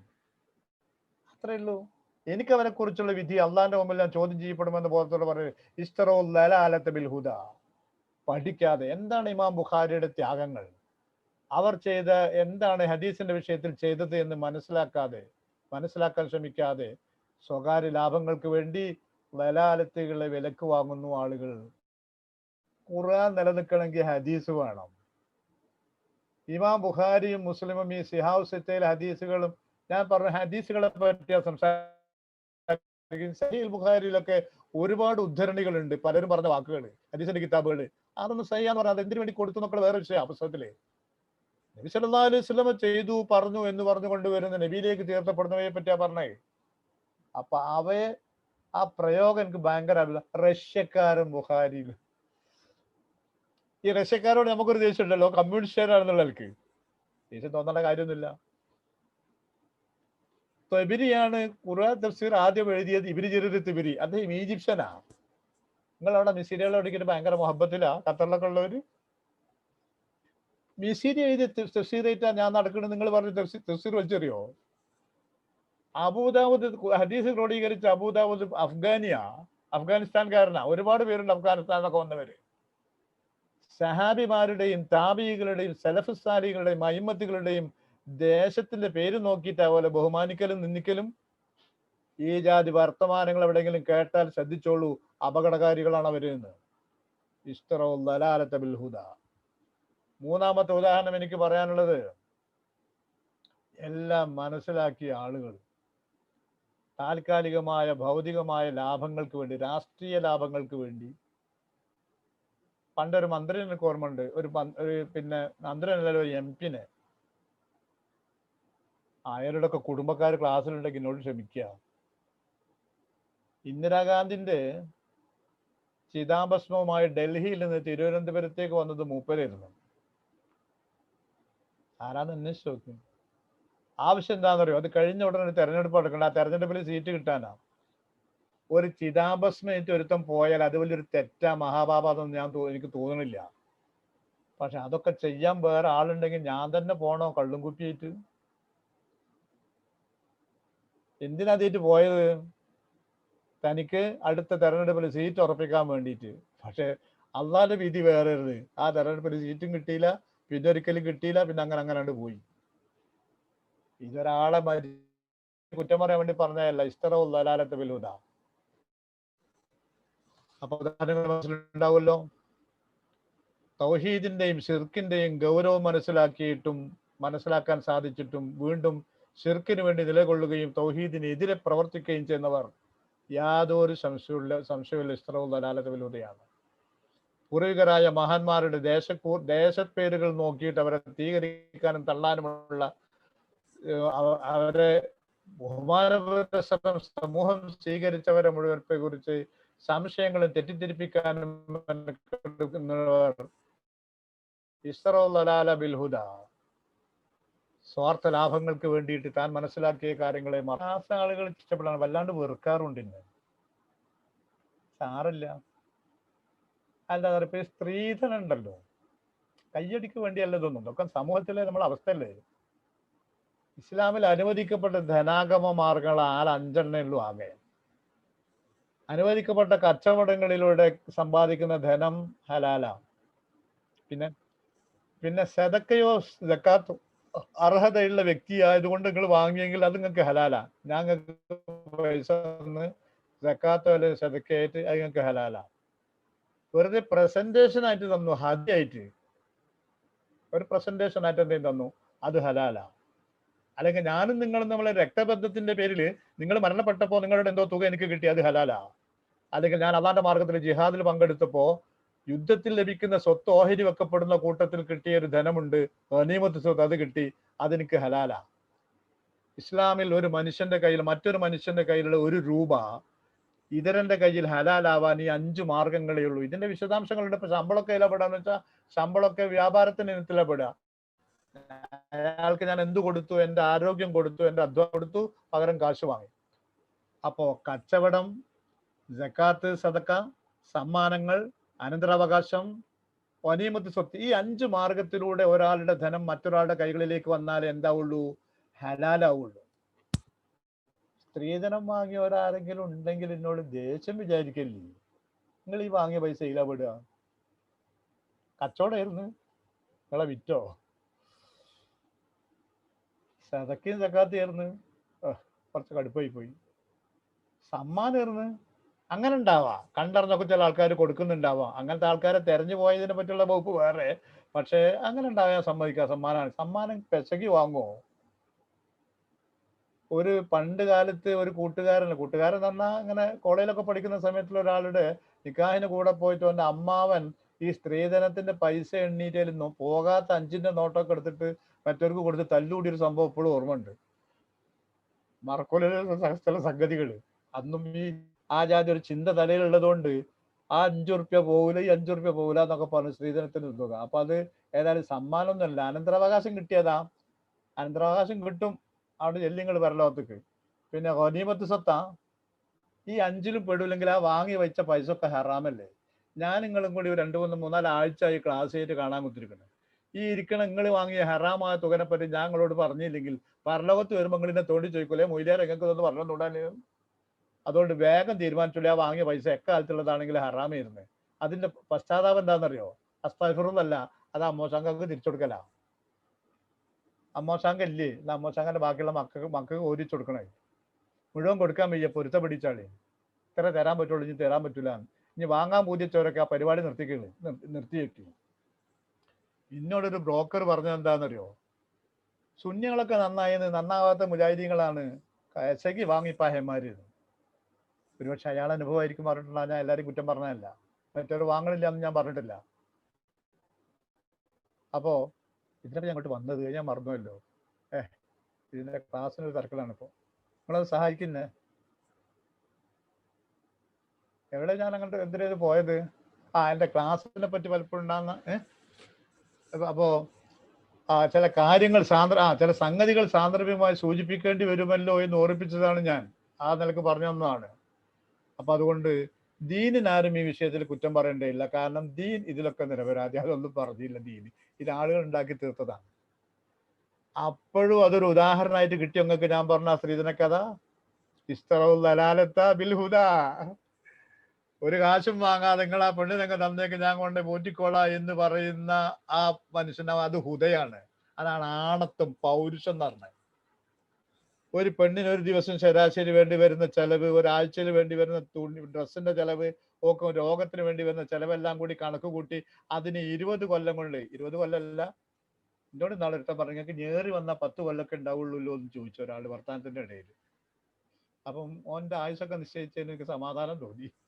അപ്പോ പിന്നെ ഒരു 20 കൊല്ലത്തേക്ക് പിന്നെ ഉള്ളത് പൈസ കണക്ക് കൂട്ടിയിട്ട് അതിനെ ഗുണിച്ചിട്ട് 5 ലക്ഷം വേണോ 25 ലക്ഷം വേണോ, എന്താ ഓടി കാറും ഒരു കോടിയോ അതങ്ങനെയൊക്കെ പറഞ്ഞതാണ്. ക്ലാസ്സിൽ എന്തിനാ അതിന് പറയുന്നതെന്നറിയോ? അത്രക്ക് മോശപ്പെട്ടൊരു സംഗതിയാണെന്ന് തിരിച്ചറിഞ്ഞിട്ട് അതിൽ നിന്ന് തൗബ ചെയ്യാനും ഈ ആൺമക്കളെ കണ്ടത് ഒരു വരുമാനത്തിന്റെ മാർഗമല്ലെന്ന് സ്വയം തോന്നാനും മാതാപിതാക്കൾക്ക് തോന്നാനും ഈ വിൽപ്പനക്ക് ഞാനില്ലെന്ന് പറയേണ്ടിടത്ത് പറയാനുള്ള തൻ്റെ ഇടം കാണിക്കാനാ. ബാപ്പ എന്നെ ഉപയോഗിച്ചിട്ട് നിങ്ങൾ ഹിദായത്തിന് പകരം ലലാലത്ത് വാങ്ങല്ലേ എന്ന് മകൻ പറയണം. മോള് പറയണം. എന്താ പറയേണ്ടതെന്ന് അറിയോ? ബാപ്പ എനിക്ക് നിങ്ങൾ ഈ ഹിദായത്തിലുള്ള ഒരു മനുഷ്യനെ തന്നാൽ മതി, ലലാലത്തിലേക്ക് കൊണ്ടുപോകുന്ന ഒരു മനുഷ്യനെ വേണ്ട. പെൺകുട്ടികളെ നിങ്ങൾ അതിന് തയ്യാറാവണം. ഞാൻ മറ്റേ ഈ ക്ലാസ്സിലെ പറഞ്ഞത് എനിക്ക് ഓർമ്മയില്ല. നമ്മളെ മക്കൾക്ക് നൽകാവുന്ന ഏറ്റവും വലിയ സമ്മാനം എന്തെന്നറിയങ്ങള് ഓളെ പരലോകത്ത് സ്വർഗത്തിൽ എത്തിക്കാൻ പറ്റുന്ന പുതിയാപ്പള്ളം കൊടുക്കുക എന്നുള്ളതാണ്. ഒരു പെൺകുട്ടി വിചാരിക്കേണ്ട ഏറ്റവും വലിയ സന്തോഷം എന്താണെന്നറിയോ? എന്നെ അള്ളാന്റെ ദീനനുസരിച്ച് ജീവിക്കാൻ സഹായിക്കുന്ന ഒരാള്. പൈസ കുറഞ്ഞാലും തിരക്കടില്ല. നേരെ മറിച്ച് അയാൾ ജാറത്തുനിന്ന് നീച്ച സമയമില്ല. ഏത് ജാറം കണ്ടാലും കമഴ്ന്നടിച്ച് വീടിന് ഒരുത്തനാ. എല്ലാ പൈസയൊക്കെ ഉണ്ട്, സുന്ദരനുമാണ്. എന്താ കുട്ടികൾ ഇവന്റെ കൂടെ ജീവിച്ചിട്ട് നിങ്ങൾക്ക് കിട്ടാൻ പോണത്? ഒരു ജാറ് ഒഴിവാക്കാതെ കെട്ടിമറിഞ്ഞ് വീണോ എത്ര ആൾക്കാരെ ഞാൻ കാണിച്ചു തരണം? എന്തെങ്ങൾക്ക് പറ്റിയത്? അവനാന്റെ മക്കൾക്ക് വാങ്ങിക്കൊടുക്കുമ്പോൾ നല്ലതല്ലേ വാങ്ങിക്കൊടുക്കുള്ളൂ, തുണിയും കുപ്പായും ഒക്കെ. അവനാന്റെ മക്കൾക്ക് വാങ്ങിക്കൊടുക്കുമ്പോൾ നല്ല ഭക്ഷണമല്ലേ വാങ്ങിക്കൊടുക്കുള്ളൂ. പിന്നെന്തേ പുതിയാപ്പിളാരെ കണ്ടെത്തുമ്പോൾ മറ്റു നിങ്ങൾ ഈ നല്ലത് വിട്ടുപോയത്? ഇയാൾക്കെന്താ ആരോടോ ദേഷ്യം പിടിച്ചിട്ടാന്ന് വന്ന്? എനിക്കൊരു ദേഷ്യമില്ല. ജീവിതത്തിൽ എന്ത് ഈ കാര്യങ്ങൾ നമ്മൾ അറിയണ്ടേ? നമുക്ക് ഈ ബോധം അത് നിങ്ങൾ വംശീയമായും വർഗീയമായും ഇതിലുള്ളവർ മാത്രമേ കല്യാണം കഴിച്ചിട്ട് അങ്ങനെയൊന്നും ഞാൻ പറഞ്ഞില്ല. പക്ഷെ നമുക്കൊരു ബോധമുണ്ടാവണം. എൻ്റെ മകൾക്ക് ഞാൻ നൽകുന്ന സമ്മാനം ഒരു മുവഹിദായ ചെക്കനെ ആയിരിക്കും, ചെറുപ്പക്കാരനെ ആയിരിക്കും. പെൺകുട്ടിക്ക് ഒരു സമാധാനം ഉണ്ടാവണം. എനിക്ക് ഒരുപാട് സ്വർണവും സ്വത്തും അതൊന്നും വേണ്ടപ്പാ. ഒരു മുവഹിദായ മനുഷ്യൻ എന്നെ ഖുർആൻ പഠിക്കാൻ സമ്മതിക്കുന്ന, എനിക്ക് പടച്ചോനെ പഠിച്ച് ജീവിക്കാൻ സമ്മതിക്കുന്ന, എന്നെ നോമ്പ് നോൽക്കാൻ സമ്മതിക്കുന്ന, എന്നെ സമയം കിട്ടിയാൽ ലണ്ടനിലേക്കും പാരീസിലേക്കുമല്ല, സമയം കിട്ടുമ്പോഴെങ്കിൽ ഹറമിൽ കൊണ്ടുപോകുന്ന, പിന്നെ ഉംറ ചെയ്യാനും ഹജ്ജ് ചെയ്യാനും എന്നെ സഹായിക്കുന്ന, പരസ്പരം എഴുന്നേൽപ്പിക്കാൻ, രാത്രി നമസ്കാരത്തിന് വിളിച്ചെഴുന്നേൽപ്പിക്കാനും എഴുന്നേറ്റില്ലെങ്കിൽ മുഖത്ത് വെള്ളം കുടയാനും തയ്യാറാകുന്ന ദമ്പതികൾ, അവിടെ ജനിക്കുന്ന കുട്ടികൾ ഉണ്ടാവും. ആ കുട്ടികൾ എന്ത് ഭാഗ്യവാന്മാരാണെന്നറിയാം. ഓക്കെ, അപ്പോ ലലാലത്തിന് പകരം ഹിദായത്തിന് പകരം ലലാലത്ത് വാങ്ങുന്ന ആളുകൾ എന്നൊരു പ്രയോഗത്തെ പറ്റി ഓർമ്മിക്കുക, നമ്മളും ശ്രദ്ധിക്കുക. അടുത്ത ആയത്തിലേക്ക് പോവാണ്. ഓതി നോക്കി വന്ന് മസലുഹും. അഖിലുസ്താദൊക്കെ സദസ്സിലുണ്ടെങ്കിൽ ഒന്ന് ഓതി നിങ്ങള്. ഇതിപ്പോ ഞാൻ മാത്രം ഇങ്ങനെ എല്ലാരും ഒന്ന് ഓദിക്കാൾ. ഇവര് പിന്നെ 18, 17, 18 ആയത്തുകള് ഞാൻ കാണുന്ന ആൾക്കാരും ഓതുന്നില്ല. എല്ലാരും ചിത്രമൊന്നും ഞാൻ കാണുന്നില്ല. മസലുഹും കമസലില്ലദിസ്തൗഖദ നാറൻ ഫലമ്മ അളാഅത് മാ ഹൗലഹു ദഹബല്ലാഹു ബിനൂരിഹിം വതറകഹും ഫീ ദുലുമാത്തിൽ ലാ യുബ്സിറൂൻ സുമ്മും ബുക്മുൻ ഉമ്യുൻ ഫഹും ലാ യർജിഊൻ. മസലുഹും ഇവരുടെ ഉപമ, വാക്കർത്ഥങ്ങളൊക്കെ നമുക്ക് എഴുതാൻ ഞാൻ സമയം തരാം. ഇവരുടെ ഉപമ ഈ മുകളിൽ പറഞ്ഞില്ല ഒരു കൂട്ടര് കാപ്പട്യം കൈമുതലാക്കിയവർ കമസൽ ഇതുപോലെയാണ്, ഇവനെ പോലെയാണ്. അവൻ ഇസ്തൗഖദ നാറൻ, അവൻ തീ കത്തിച്ചു. അങ്ങനെ ഫലമ്മ അലാത്ത്, ആ തീ പ്രകാശം നൽകിയപ്പോ മാ ഹൗലഹു, അവന്റെ ചുറ്റുവട്ടമുള്ളതിനും പ്രകാശം നൽകിയപ്പോ. തീ ചുറ്റുവട്ടമുള്ളതിന് പ്രകാശം നൽകുക എന്ന് പറഞ്ഞാൽ തീ കത്തിച്ചതിനാൽ ചുറ്റുവട്ടമുള്ള വസ്തുക്കളെയൊക്കെ കാണാൻ സാധിച്ചപ്പോ ദഹബല്ലാഹു ബിനൂരിഹിം, ഇവന്റെ വെളിച്ചവുമായി പടച്ചവൻ പോയിക്കളഞ്ഞു. പടച്ചവൻ വെളിച്ചവുമായി പോയി എന്ന് പറഞ്ഞാൽ പടച്ചവന്റെ വിധിയാൽ എന്തോ ആ പ്രകാശം, ആ വെളിച്ചം, തീ അണഞ്ഞുപോയി, നഷ്ടപ്പെട്ടു പോയി. തിറക്കവും അവർ ഇട്ടേക്കുകയും ചെയ്തു, വിട്ടേക്കുകയും ചെയ്തു ഫിൽ ഉലുമാത്തിന്റെ അന്ധകാരത്തിൽ ലാ യുബ്സിറൂന, കണ്ണു കാണാത്തവരായി. സുമ്മുൻ, ചെവി കേൾക്കാത്തവർ, ബുക്കുമുൻ, മിണ്ടാൻ പറ്റാത്തവർ, ഒമ്യുൻ, കണ്ണും കാണാത്തവർ, ഫഹും ലാ യർജൂൻ, അവരൊരിക്കലും തിരിച്ചു വരില്ല. ഒന്നുകൂടി പറയാം മലയാളം. ഇവരുടെ ഉപമ ഒരു തീ കത്തിച്ചവനെ പോലെയാണ്. തീ കത്തിക്കുകയും ചുറ്റുഭാഗത്തുമുള്ളതിനെ മുഴുവൻ കാണാൻ സാധിക്കുകയും ചെയ്തപ്പോ ആ പ്രകാശം നഷ്ടപ്പെട്ടു പോയി. ഒടുവിൽ അയാൾ വലിയ അന്ധകാരത്തിലായി മാറി. പിന്നീട് അയാളുടെ അവസ്ഥ ഒന്നും കേൾക്കാൻ പറ്റാത്ത, ഒന്നും കാണാൻ പറ്റാത്ത, ഒന്നും മിണ്ടാൻ പറ്റാത്ത ഒരവസ്ഥയിലേക്കായ അയാൾ ഇവരൊരിക്കലും തിരിച്ചു വരികയില്ലല്ലോ എന്നാണ്. ഇങ്ങനത്തെ ഉദാഹരണങ്ങൾ ഖുർആനിന്റെ ഒരു വലിയ മഹത്വം, ഖുർആന്റെ പ്രത്യേകത, ഖുർആനിലെ ഈ സൗന്ദര്യം നഷ്ടപ്പെടാത്ത അതിന്റെ ഖുർആന്റെ ഉപമകളാണ്. ഖുർആൻ ഈ അള്ളാഹു അല്ലാതെ വലിയകളെ സ്വീകരിക്കുന്ന ആളുകൾ, അങ്ങനെയാ ഖുർആൻ ഉപയോഗിച്ച രൂപമുണ്ട്. സൂറത്തുൽ അങ്കബൂത്തിൽ ചിലന്തി എന്നാണ് സൂറത്തിന്റെ പേര്. ചിലന്തി വല പോലെയാണ്. എന്തോ രസാണ്. ചിലന്തി തന്റെ വല കെട്ടുമ്പോ അത് ചുമരിലോ മരത്തിലോ ഒരുപാട് സ്ഥലം 10ഓ 20ഓ സ്ഥലത്ത് ഇങ്ങനെ ഘടിപ്പിച്ചിട്ടുണ്ടാവും. ഇങ്ങനെ പശ കൊണ്ട് ഒട്ടിച്ചൊട്ടിച്ച് ഇങ്ങനെ വന്നിട്ടുണ്ടാവും. ഇതിൽ ഒരു കണ്ണി വിടുമ്പോ ചിലന്തിയുടെ സമാധാനം ഒന്നല്ല പോയിട്ടുള്ളൂ, ബാക്കിഞ്ഞുണ്ടല്ലോ. ഈ നിലക്ക ഖുർആൻ എന്നിട്ട് പറഞ്ഞു, ഈ ദുനിയാവിലുള്ള വീടുകളിൽ വെച്ച് ഏറ്റവും ദുർബലമായ വീട് ചിലന്തി ഉണ്ടാക്കുന്ന വീടാണ്. ചിലന്തി വലകൾ പോലത്തെ രക്ഷകരെ സംരക്ഷിച്ച് നടക്കുന്ന ആളുകൾ. എന്തൊരു അർത്ഥവത്താണ് ആ വാക്ക്. അള്ളാഹുവിന് പുറമെ സഹായികളുണ്ട്, വലിയകളുണ്ടെന്ന് വിചാരിക്കുന്നവന്റെ അവസ്ഥ താന്ന്. അപ്പൊ ഇവൻ ഒരുപാട് ഔലിയാക്കളെ മറ്റ് സങ്കല്പിച്ചുകൊണ്ട് അങ്ങനെ ജീവിച്ചതാ. ഒരു വലിയ നേർച്ചേർന്ന് നടന്നില്ല, ആ പോട്ടെ വേറൊന്നിന് പോയിട്ട് അവിടെ പോയി അതും കിട്ടില്ല, എന്നാ വേറൊന്ന്. ഇങ്ങനെ ഈ ചിലന്തിയുടെ വലയുടെ കണ്ണികൾ അറിയുമ്പോൾ ഇനിയും ഉണ്ടല്ലോ എന്ന് വിചാരിച്ച് കാത്തിരിക്കും പോലെ ഇവൻ ഇങ്ങനെ കാത്തിരിക്കുകയാണ്. ഇതാണ് ഇവന്റെ അവസ്ഥ. ഒരിക്കലും ഉപകാരപ്പെടാത്തൊരവസ്ഥ. അള്ളാഹുവിന് പുറമെ സൃഷ്ടിച്ച ഈ ആളുകളിൽ അവർക്ക് ഒരു ഈച്ചനെ പോലും സൃഷ്ടിക്കാൻ കഴിയില്ല. ഈച്ച വല്ലതും കൊണ്ടുപോയി അത് പിടിച്ച കലവരെ കൊണ്ടാവുമോ? വിഗ്രഹത്തിന്റെ മുമ്പിൽ, ബിംബങ്ങളുടെ മുമ്പിൽ നിവേദ്യച്ചോറുകൾ ഇരിക്കുമ്പോ ആ നിവേദ്യച്ചോറുകളിൽ വന്നിരുന്നിട്ട് ഈച്ച വന്നിരുന്നിട്ട് അതിന്റെ കാലിൽ പറ്റിപ്പിടിച്ച ഒരു അംശവുമായി പറന്നു പോകുമ്പോ കൊണ്ടുപോകല്ലേ എന്ന് പറയാൻ കഴിയാത്തവയാണ്. അത്ര നിസ്സഹായാവസ്ഥയിലാണ് ഈ ബിംബങ്ങൾ. ആ ബിംബങ്ങളുടെ അവസ്ഥയിൽ നിങ്ങൾ എന്ത് കണ്ടിട്ടാണ് ഇവരെ സഹായത്തിന് വിളിക്കുന്നത്? ഒരു കുരുത്തം കണ്ട ചോദ്യം ചോദിച്ചോട്ടെ. നിങ്ങളെ ഭാര്യമാര്, നമ്മുടെ എന്ന് പറയാം, എൻ്റെ, നിങ്ങളാരും വിട്ടില്ല, എൻ്റെ ഭാര്യയെ ഞാൻ ജീവിച്ചിരിക്കുമ്പോൾ മറ്റൊരാൾക്ക് വിവാഹം കഴിച്ചു കൊടുക്കാൻ എനിക്ക് ഇഷ്ടമല്ല. നിങ്ങളെ ഭാര്യനെ എങ്ങനെ കെട്ടിക്കുക? ഞങ്ങൾ തലാഖില് ഇല്ലടോ, ബന്ധം വേർപ്പെടുത്തി. കാരണം അവൾ എൻ്റേത് മാത്രമാണ് ഈ ദുനിയാവില്. പക്ഷെ ഞാൻ മരിച്ചു പോയാലോ? ഓക്ക് സ്വാതന്ത്ര്യം ഉണ്ടില്ലേ? അപ്പൊ നിങ്ങൾ പറയുന്ന മാതിരി പവർഫുൾ ആയ ഒരു വലിയാണ് ഞാനെന്ന് വിചാരിക്കുക. കബറിൽ കിടന്നിട്ടും പലതും ചെയ്യാൻ പറ്റുന്ന ഒരാളാണ്. മിനിമം എന്റെ കെട്ടിയോൾ ഒരാൾ കെട്ടുമ്പോ അതെങ്കിലും തടയാൻ കഴിയേണ്ട എന്നെ കൊണ്ട്. ഈ പറയപ്പെടുന്ന എല്ലാ ഔലിയാക്കന്മാരും പെണ്ണുങ്ങൾ ഈ നാട്ടിൽ കേൾക്കുന്നതിന്റെ ഒക്കെ ഔലിയാക്കളെ വേറെ കിട്ടിയിട്ടുണ്ട്. പലതും ഞാൻ അന്വേഷിച്ചു. ഞങ്ങൾക്ക് അതാണോ പണി എന്ന് ചോദിക്കേണ്ടതില്ല, ഒരു കൗതുകത്തിന് വേണ്ടി അന്വേഷിച്ച് നോക്കിയത് എന്തായി കെട്ടിയോള അവസ്ഥ. ഞാൻ ഭാര്യനെ പറയാൻ കാരണം എന്താ അറിയോ? അത്രക്ക് സ്വാർത്ഥതയുള്ളവരാ നമ്മളൊക്കെ. വേണ്ട സ്വാർത്ഥത, ഓയിറത്തുള്ളവരാ നമ്മളൊക്കെ. ധാർമ്മിക രോഷം അതുപോലും തടയാൻ പറ്റാത്ത ആൾക്കാരാണ്. അപ്പോ ഖുർആനിന്റെ ഉപമകളെ പറ്റിയാണ് ഞാൻ പറയുന്നത്. എന്തിനാണ് ഖുർആൻ ഉപമകൾ പറയുന്നത്? കാര്യങ്ങൾ വേഗത്തിൽ മനസ്സിലാവാൻ വേണ്ടിയിട്ടാ. വേഗം കാര്യം മനസ്സിലാവും. ഇതിപ്പോ ഇവരുടെ ഉപമ എന്ന് പറയുമ്പോൾ, കാപട്യമുള്ളവരുടെ ഉപമ എന്ന് പറയുമ്പോൾ കാപട്യമുള്ള എല്ലാവരുടേതുമല്ല. പകരം നേരത്തെ ഖുർആനിലേക്ക് ഇസ്ലാമിലേക്ക് വരികയും ഈമാനിലേക്ക് വരികയും കുറച്ചൊക്കെ ഖുർആൻ മനസ്സിലാക്കാൻ ശ്രമിക്കുകയൊക്കെ ചെയ്തിട്ട് ഒരു വെളിച്ചത്തിൽ ജീവിച്ച കുറെ മനുഷ്യന്മാര്, കുറെ വെളിച്ചത്തില് അവര് പിന്നെ കാപട്യത്തിലേക്ക് മാറി. ഖുർആനൊക്കെ മറന്ന്, ഇസ്ലാം മറന്ന്, അവർക്ക് ഇതൊന്നിലൊന്നും ആത്മാർത്ഥത ഇല്ലാതെ വെറും പുറം അഭിനയം മാത്രമായ ഒരു വീട്ടിലേക്ക് മാറി വരുമ്പോ അവരെ മനസ്സിൽ സംഭവിക്കുന്ന ഒരു മാറ്റമാണ് ഈ പറഞ്ഞു വരുന്നത്. അവരാകെ ഇരുളടഞ്ഞവരായി മാറുന്നു, ഇരുട്ടിൽപ്പെട്ടവരായി മാറുന്നു. അപ്പോ ഈമാനിന്റെ കൂടെ ഇസ്ലാമിന്റെ കൂടെ കടന്നു വരികയും പിന്നീട് ഇസ്ലാമിൽ നിന്നും ഈമാനിൽ നിന്നും പുറത്തു പോവുകയും ചെയ്ത ആളുകളെയാണ്, ആ കപടന്മാരെയാണ് ഖുർആൻ വിശേഷിപ്പിക്കുന്നത്. കയ്യിൽ വെളിച്ചം കിട്ടിയിട്ട് ആ വെളിച്ചം നഷ്ടപ്പെട്ട ആളുകളെ പോലെ അവസ്ഥയാണ് ഇവർക്ക്.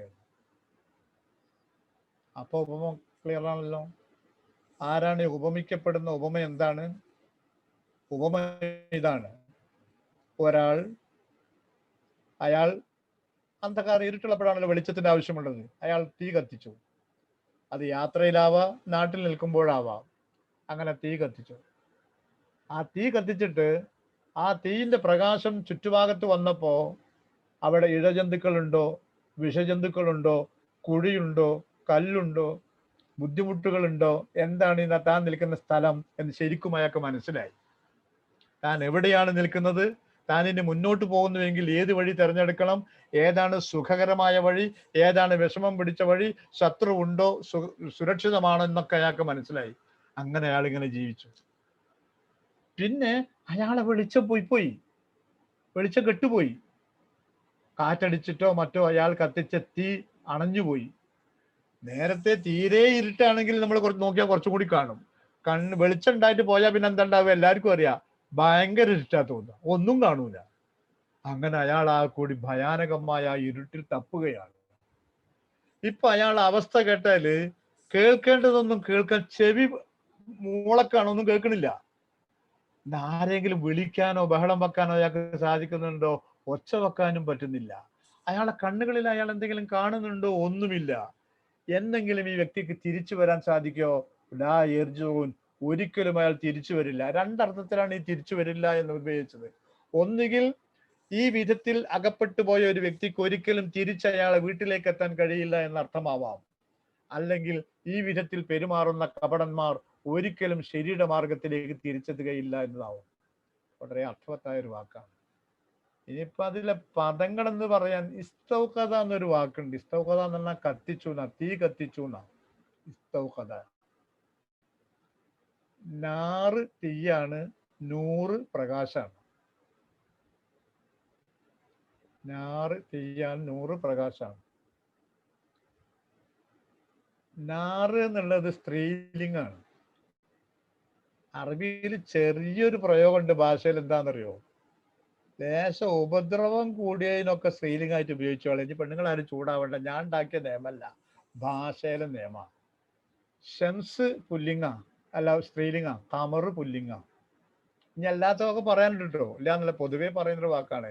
ലററ് കുറച്ച് കൂടിയാല്, ബുദ്ധിമുട്ട് കുറച്ച് കൂടിയാല് അതിന് സ്ത്രീലിംഗം. അപ്പൊ നാറ് സ്ത്രീലിംഗാണ്. അതുകൊണ്ടാണ് അലാഅത്ത് എന്ന് വെർബിനെ സ്ത്രീലിംഗ രൂപത്തിൽ ഉപയോഗിച്ചത്. അലാ എന്ന് പറഞ്ഞാൽ പ്രകാശം നൽകി എന്നാണ്. പ്രകാശാണ്. ആ തീ പ്രകാശം നൽകി.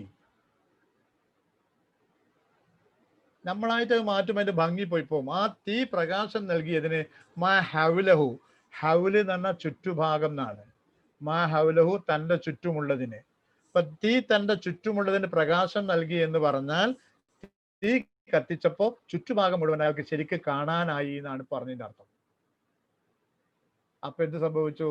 റഹബല്ലാഹു ബിനൂരിഹിം, അള്ളാഹു അവരുടെ പ്രകാശവുമായി പോയി എന്നാണ്. അതെന്താ അങ്ങനെ പറഞ്ഞാൽ? അള്ളാഹുവിന്റെ വിധിയാൽ അവരുടെ പ്രകാശം നഷ്ടപ്പെട്ടു എന്നേ അർത്ഥമുള്ളൂ. കാറ്റടിച്ചിട്ടോ വല്ല ജന്തുക്കളും ചാടിയിട്ടോ എന്തെങ്കിലുമൊക്കെ ആയിട്ട് ആ തീ അണഞ്ഞുപോയി, കെട്ടുപോയി, അങ്ങനെ പ്രകാശം നഷ്ടപ്പെട്ടു. തറക്കവും, തറക്കാന്ന് പറഞ്ഞാൽ ഇട്ടേച്ചു, ഉപേക്ഷിച്ചു എന്നാണ്. തറക്കവും ഫി ളുലുമാത്തിൻ, അന്ധകാരങ്ങളിൽ.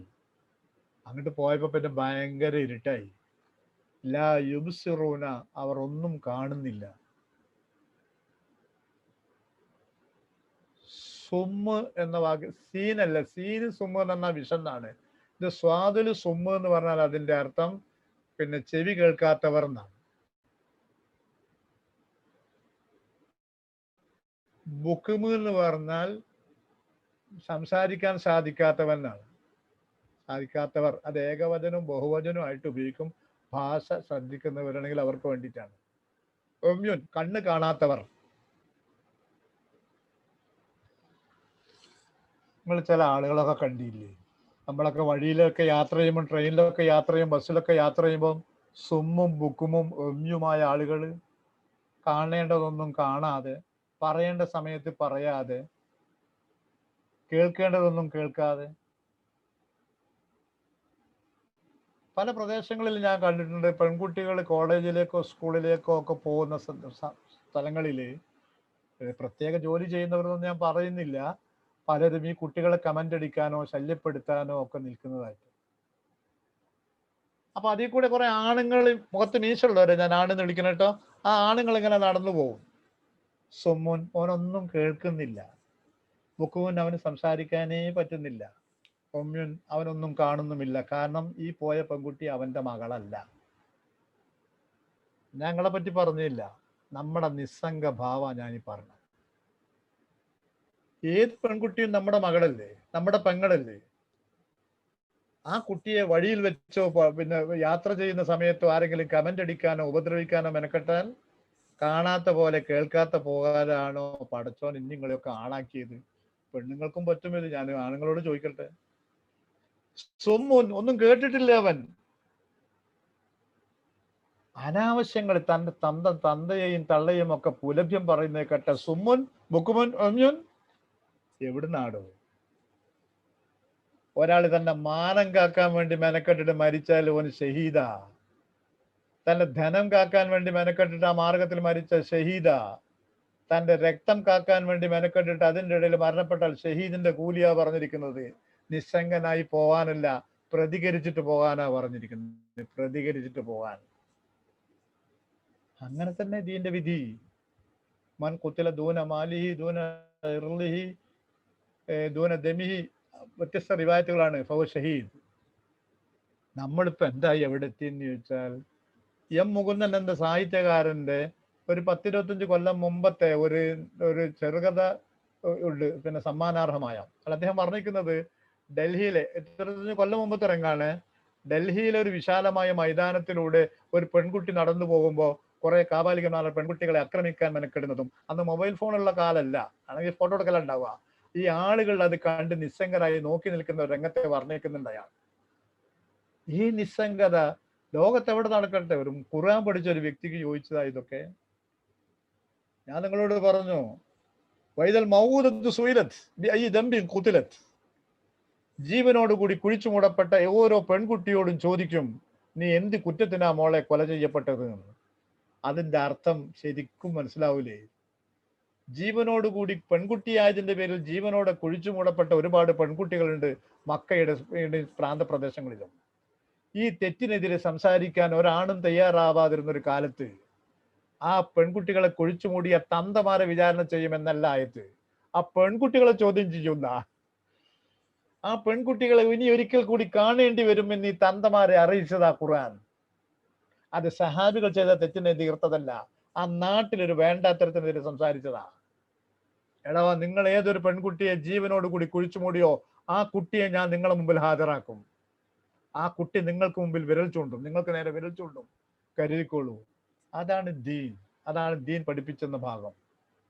അപ്പോ ഒരു കാര്യം ഞാൻ ക്ലാസ്സിന്റെ കൂടെ പറഞ്ഞു, നമ്മൾ സുമ്മാ ആവേണ്ട ചില സമയങ്ങളൊക്കെ ഉണ്ടാവും. അത് എനിക്കും അറിയാം. അതേതാന്ന് ചോദിച്ചാൽ അങ്ങനെ ഏതാണ് മസ്ലഹത്ത് അല്ലെങ്കിൽ ഏതാണ് ചുറ്റുപാടുകൾ നോക്കിയിട്ട്, അത് വ്യക്തിപരമായ കാര്യങ്ങൾ ചിലപ്പോഴതാവാം. ആദർശപരമായ വിഷയങ്ങളിൽ, മറ്റൊരുത്തന്റെ മാനം കൊത്തിവലിക്കുന്ന രംഗങ്ങളിൽ, ഈ മറ്റൊരുത്തന്റെ മാനം പറഞ്ഞപ്പോൾ ഏറെ കുത്തിവലിക്കപ്പെടുന്നവരാണ് ഈ മൗലവിമാർ. എത്രയും ഞാനൊക്കെ കേട്ടത്. കണ്ട മൗലവിരാൻ തോന്നാത്തോണ്ടാവും നമ്മളെ മുമ്പിൽ നിന്നൊക്കെ പറയാൻ കാരണം. അല്ലെങ്കിൽ എന്താ മൗലവിമാർ ഭയങ്കര ആവശ്യമാണ്. കല്യാണത്തിന്റെ സമയത്തും മരിക്കുന്ന സമയത്തും മറ്റേ സമയത്തും ഒക്കെ. അല്ലാത്തപ്പോ ഇത്രയധികം പഴി കേൾക്കേണ്ടി വരുന്ന വേറൊരു വിഭാഗം എല്ലാം തോന്നിപ്പോവാറുണ്ട്. അത് പോട്ടെ. അപ്പൊ ചിലപ്പോഴൊക്കെ നമ്മൾ സുമ്മാ ആവേണ്ടി വരും. ഞാനൊക്കെ ചിലപ്പോൾ സുമ്മാ ആവേണ്ടി വരാറുണ്ട് അങ്ങനെ പറയുമ്പോൾ. പക്ഷെ തിരുത്തി കൊടുക്കാറുണ്ട് അവരോട്, നിങ്ങളാ പറയും പോലെ അല്ല, അതല്ല അതിന്റെ അവസ്ഥ, നിങ്ങൾക്ക് അവരെ കുറിച്ച് അറിയാഞ്ഞിട്ടാണ് ഇതുള്ള അവസ്ഥ. അപ്പൊ ആയത്തിലേക്ക് വരിക. ഒരു വ്യക്തി, ആ രംഗം മനസ്സിലാക്കുക. ഒരു വ്യക്തി ഇരുട്ടിലായിരുന്നു, ഇരുട്ടുള്ളൊരു സന്ദർഭത്തിലായിരുന്നു, യാത്രയിലാവാം നാട്ടിലാവാം. ആ സമയത്ത് അയാൾ തീ കത്തിച്ചപ്പോൾ അയാൾക്ക് ചുറ്റുവട്ടമുള്ളതൊക്കെ കാണാനും മനസ്സിലാക്കാനും സാധിച്ചു. അങ്ങനെ അയാൾ സമാധാനത്തോടെ നിന്നുകൊണ്ടിരിക്കുമ്പോ ആ വെളിച്ചം അങ്ങ് നഷ്ടപ്പെട്ടു. അതോടുകൂടി ഭയങ്കര ഇരുട്ടിലായി, ഒന്നും കാണാൻ പറ്റാത്തവനായി മാറിയ അയാൾ. ഈ അവസ്ഥയാണ് കപടന്മാർക്ക് സംഭവിക്കുന്നത്. അവർക്ക് ഒരിക്കലും തിരിച്ചു വരാൻ കഴിയാത്ത ഒരവസ്ഥയിലേക്ക് അവർ എത്തിപ്പെടുകയാണ്. എന്താണ് ഈ ആയത്തിൽ നിന്ന് കിട്ടുന്ന ചിന്ത? ഇവരെ പറ്റി പറഞ്ഞു പോകാം. ആരെ പറ്റിയാണ് ഉദ്ദേശിക്കുന്നത്? ഇസ്ലാമിലേക്ക് വന്നു, ഈമാനിന്റെ കൂടെ നടന്നു, നബി സല്ലല്ലാഹു അലൈഹി വസല്ലമയുടെയും സഹാബികളുടെയും സദസ്സുകളിൽ വന്നു, കുറെ കാലം അങ്ങനെ ജീവിച്ചു. അന്ന് എല്ലാറ്റിനെ പറ്റിയും അറിയാമായിരുന്നു, ബോധമുണ്ടായിരുന്നു. പിന്നെ അതിൽ നിന്നൊക്കെ പതുക്കെ പതുക്കെ പിൻവാങ്ങി അങ്ങനെ ഒഴിഞ്ഞു പോയിട്ട് ഒരു കാപ്പട്യത്തിന്റെ മുഖമെടുത്ത് അഭിനയിച്ചു. ഇതൊക്കെ എടുത്തണിഞ്ഞു, അഭിനയിച്ചു മുഴുവൻ. അങ്ങനെ വന്നപ്പോ ഇവൻ വെളിച്ചമുണ്ടായി, പിന്നീട് വെളിച്ചം നഷ്ടപ്പെട്ടവനെ പോലെയായി. ഇവിടെ നിങ്ങൾ ഈ വാക്ക് ശ്രദ്ധിക്കുക. ഏത് വാക്ക്? അളഅത് മാ ഹൗലഹു. അയാളെ പക്കലുണ്ടായിരുന്ന തീ കൊണ്ട് അയാൾക്ക് ചുറ്റുവട്ടമുള്ളത് കാണാൻ പറ്റുന്ന ഒരു പ്രകാശം, താഴെ പ്രകാശം എന്ന് ഉപയോഗിക്കുന്നുണ്ടല്ലോ. ഇതാണ് ഇസ്ലാം. ഇസ്ലാം പ്രകാശമാണ്, ഹിദായത്താണ്. ഇസ്ലാം അല്ലാത്തത് മുഴുവൻ അന്ധകാരമാണ്. അങ്ങനെ അങ്ങ് സങ്കുചിതമായിട്ടൊക്കെ പറയാൻ പറ്റുമോ സ്വാർത്ഥമായിട്ട് എന്നൊക്കെ ചിന്തിക്കുന്നവരുണ്ടാവാം.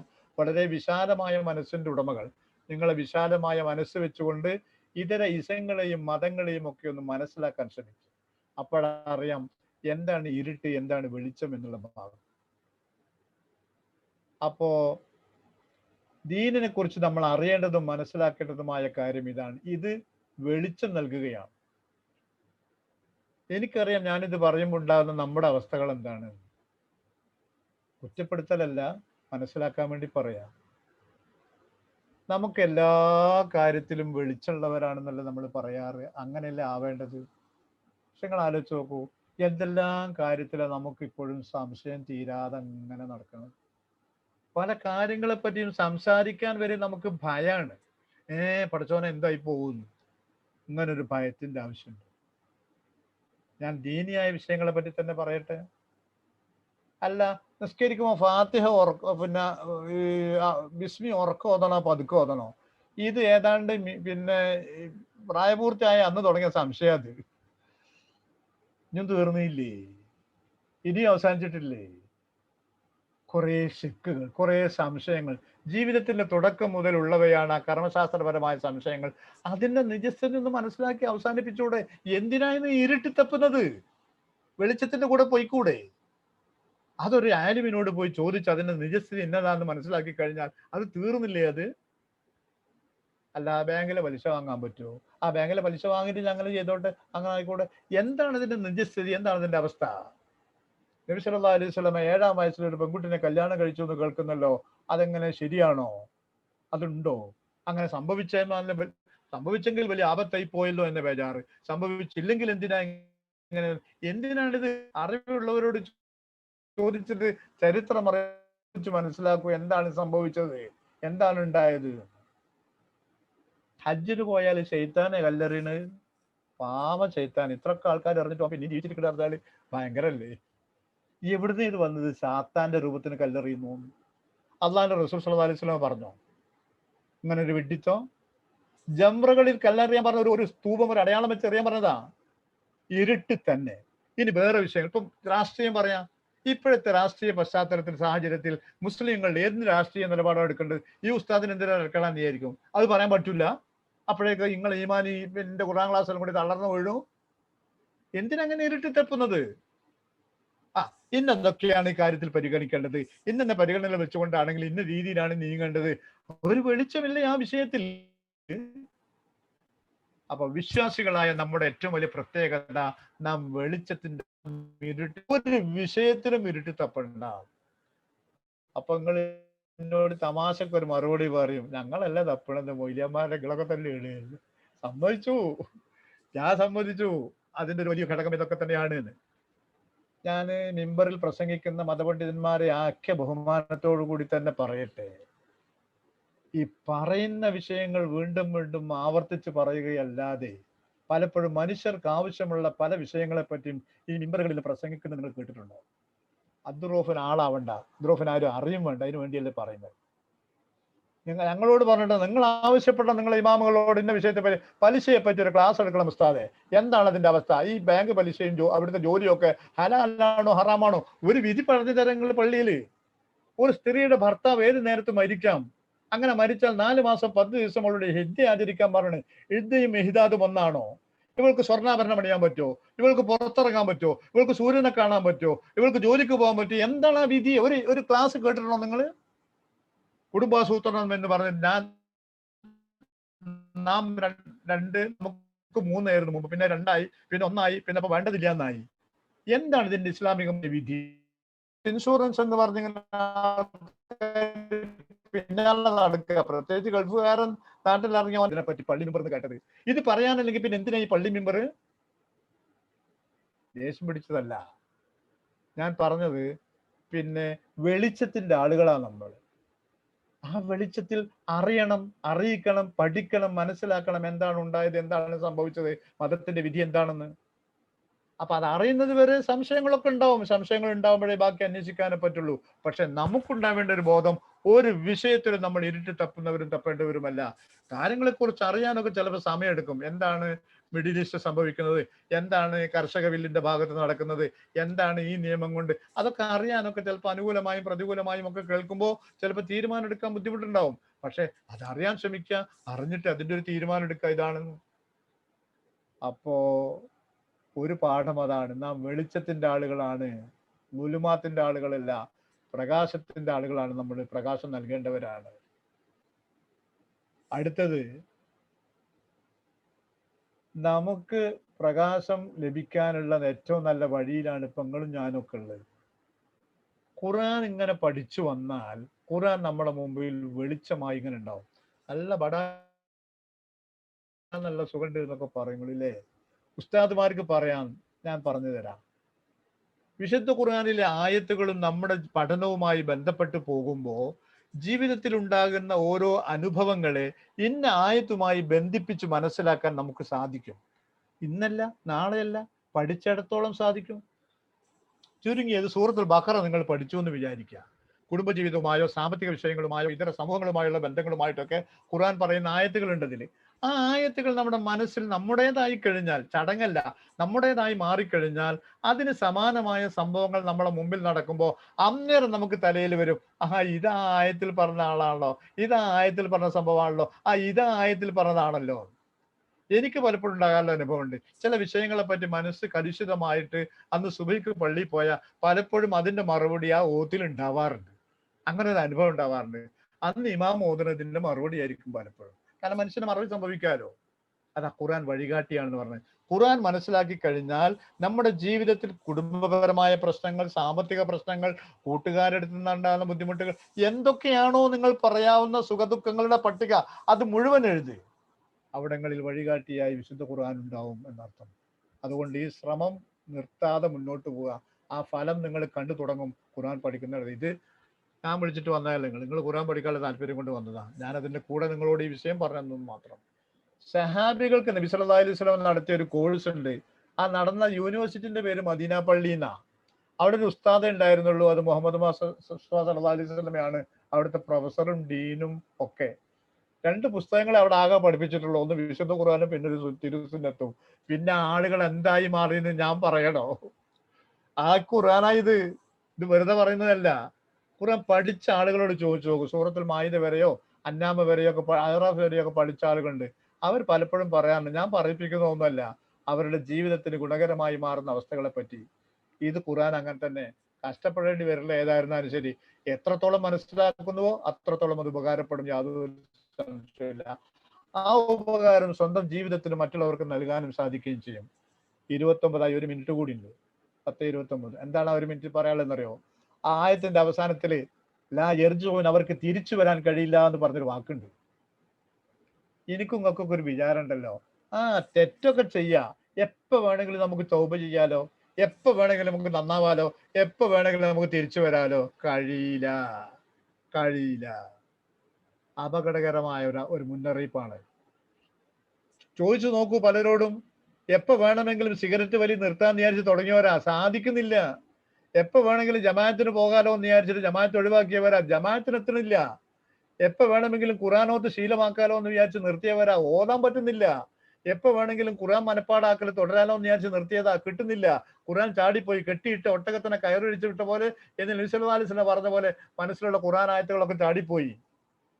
പിന്നെ നന്നാവാലോ, ഇപ്പൊ അങ്ങനെ പൊയ്ക്കോട്ടെ എന്ന് വിചാരിച്ചിട്ട് ഒരു അബദ്ധത്തിന്റെ കൂടെ നിൽക്കണ്ട. തിരിച്ചു വരാൻ കഴിയില്ല. പശ്ചാത്തപിക്കാൻ വായ അനങ്ങിയിട്ട് വേണ്ടേ? നമ്മുടെ റയ്യാനിലല്ല, ഹിലാലിൽ ഉണ്ടായിരുന്ന ഒരു സുഹൃത്ത്, നല്ലൊരു പയ്യൻ, നല്ലൊരു കുട്ടി, നല്ലൊരാള്. അദ്ദേഹത്തിന്റെ വാപ്പ മരിക്കുന്ന സന്ദർഭത്തെ പറ്റി എന്നോട് പറഞ്ഞൊരു സന്ദർഭം ഓർമ്മയുണ്ട്. വാപ്പാക്ക് മരിക്കണ വരെ നല്ല ബോധമുണ്ട്, വർത്താനൊക്കെ പറയുന്നുണ്ട്. പക്ഷെ ബാപ്പാക്ക് കെലിമ ചൊല്ലി കൊടുത്താൽ ബാപ്പ കണ്ണുക്ക് നോക്കി വെള്ളറക്കല്ലാതെ ബാപ്പാക്ക് കെലിമ ചെല്ലാൻ പറ്റിയില്ല ഉസ്താദേ. ബാപ്പ അങ്ങനെ ജീവിച്ച്, ബാപ്പാക്ക് ജീവിച്ചിരുന്ന സമയത്ത് കെലിമാത്തു തൗഹീദും കെലിമയും ഒന്നൊരു ജീവിതമല്ലായിരുന്നേ. അങ്ങനെ സ്വബോധത്തോടു കൂടി മക്കളാകുന്നത് മെനക്കെട്ട് ബാപ്പ മരിക്കുന്ന നേരത്ത് ആ കെലിമത്ത് തൗഹീദ് ഉച്ചരിക്കാൻ നമ്മൾ വിചാരിക്കുമല്ലോ, ആ മരിക്കുന്ന നേരത്തെ ഒരു കെലിമത്ത് തൗഹീദല്ലേ, അതങ്ങ് താനേണ്ട് പറഞ്ഞു വരും, കഴിയില്ല. അതാണ് ഈ വാക്ക്. അതുകൊണ്ട് ശ്രദ്ധിക്കുക. ആ പോക്ക് അങ്ങനെ വല്ല പോക്കോ പിന്നീട് നന്നാവാലോ എന്ന് വിചാരിക്കുന്ന ഒരു ചിന്തയുണ്ടെങ്കിൽ അത് തിരിച്ചു വരവന് സാധിക്കാതെ വന്നെന്ന് വരും. അതിനി അധികം പറയാനില്ല. എന്നായിരുന്നാലും അടുത്ത ആയത്തും ഇതിനോട് ബന്ധപ്പെട്ടതായതുകൊണ്ട് ഒന്ന് ടച്ച് ചെയ്തിട്ട് പോകും. ഇൻഷാ അല്ലാഹ് വാക്കർത്ഥങ്ങൾ നമുക്ക് പൂർത്തീകരിക്കുകയും ചെയ്യാം. അള്ളാഹു തൗഫീഖ് ചെയ്യുമാറാവട്ടെ. പറഞ്ഞൊന്നും ആരെയും വേദനിപ്പിക്കാനും വിമർശിക്കാനും വേണ്ടി പറഞ്ഞതല്ല. ആരും വേദനിക്കണ്ടില്ല. ഇനിയിപ്പോ ഞാൻ സ്ത്രീധനത്തെ പറ്റി പറഞ്ഞതിന്റെ കേട്ടിട്ട് ഇനി ക്ലാസ് കഴിഞ്ഞതിന് ശേഷം പുതിയാപ്പള്ളി പെണ്ണുങ്ങൾ കൂടി അവിടുത്തെ അടി ഉണ്ടാക്കണ്ട. നിങ്ങളിപ്പോ കേട്ടില്ല, ആ പൈസ കണ്ടിരിക്കുന്ന പറഞ്ഞിട്ട് തുടങ്ങും വേണ്ടിയില്ല. ആ സംഗതി പറഞ്ഞെന്നാണ്. അത് സൗകര്യം പോലെ പശ്ചാത്തപിച്ച് പൊരുത്തപ്പെടിച്ചിട്ട് എന്താ വെച്ചാൽ വേണ്ടത് ചെയ്തോളി ഇൻഷാ അല്ലാഹ്. നമ്മിൽ ആ തെറ്റുകൾ ആവർത്തിക്കാതിരിക്കാൻ ശ്രദ്ധിക്കുകയും ചെയ്യുക. അള്ളാഹു തൗഫീഖ് ചെയ്യുമാറാവട്ടെ. ആഖിറു അൽഹംദുലില്ലാഹി റബ്ബിൽ ആലമീൻ. നിർത്തട്ടെ. ഈ ശാരീരികമായി ശിഫയാണ് എന്ന വാക്കിന്റെ ഒക്കെ അത് നിങ്ങൾ പറയുമ്പോഴേക്ക് എനിക്ക് അതിന് ഒറ്റ വാക്കിൽ ഞാൻ അത് അല്ല എന്ന് പറയാൻ പറ്റുന്നവയല്ല. പിന്നെ സെലീൻ്റെ ആണ് ഫജറിന് സ്ഥിരമായി വരുന്നവർക്ക് ശാരീരിക അസുഖങ്ങൾ കുറവാണെന്ന്.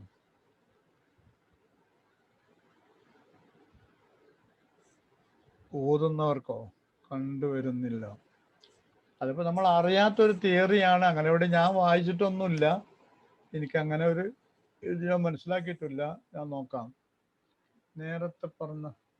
നേരത്തെ പറഞ്ഞ 5 കാര്യങ്ങൾ റിപ്പീറ്റ് ചെയ്യാമോ? ഏത് കാര്യങ്ങളാണ് ഉദ്ദേശിക്കുന്നത്? ഏത്, ഈ പഠനത്തിൽ ആവശ്യമുള്ളതോ അതോ ഇസ്തറോലാലത്തിന്റെയോ?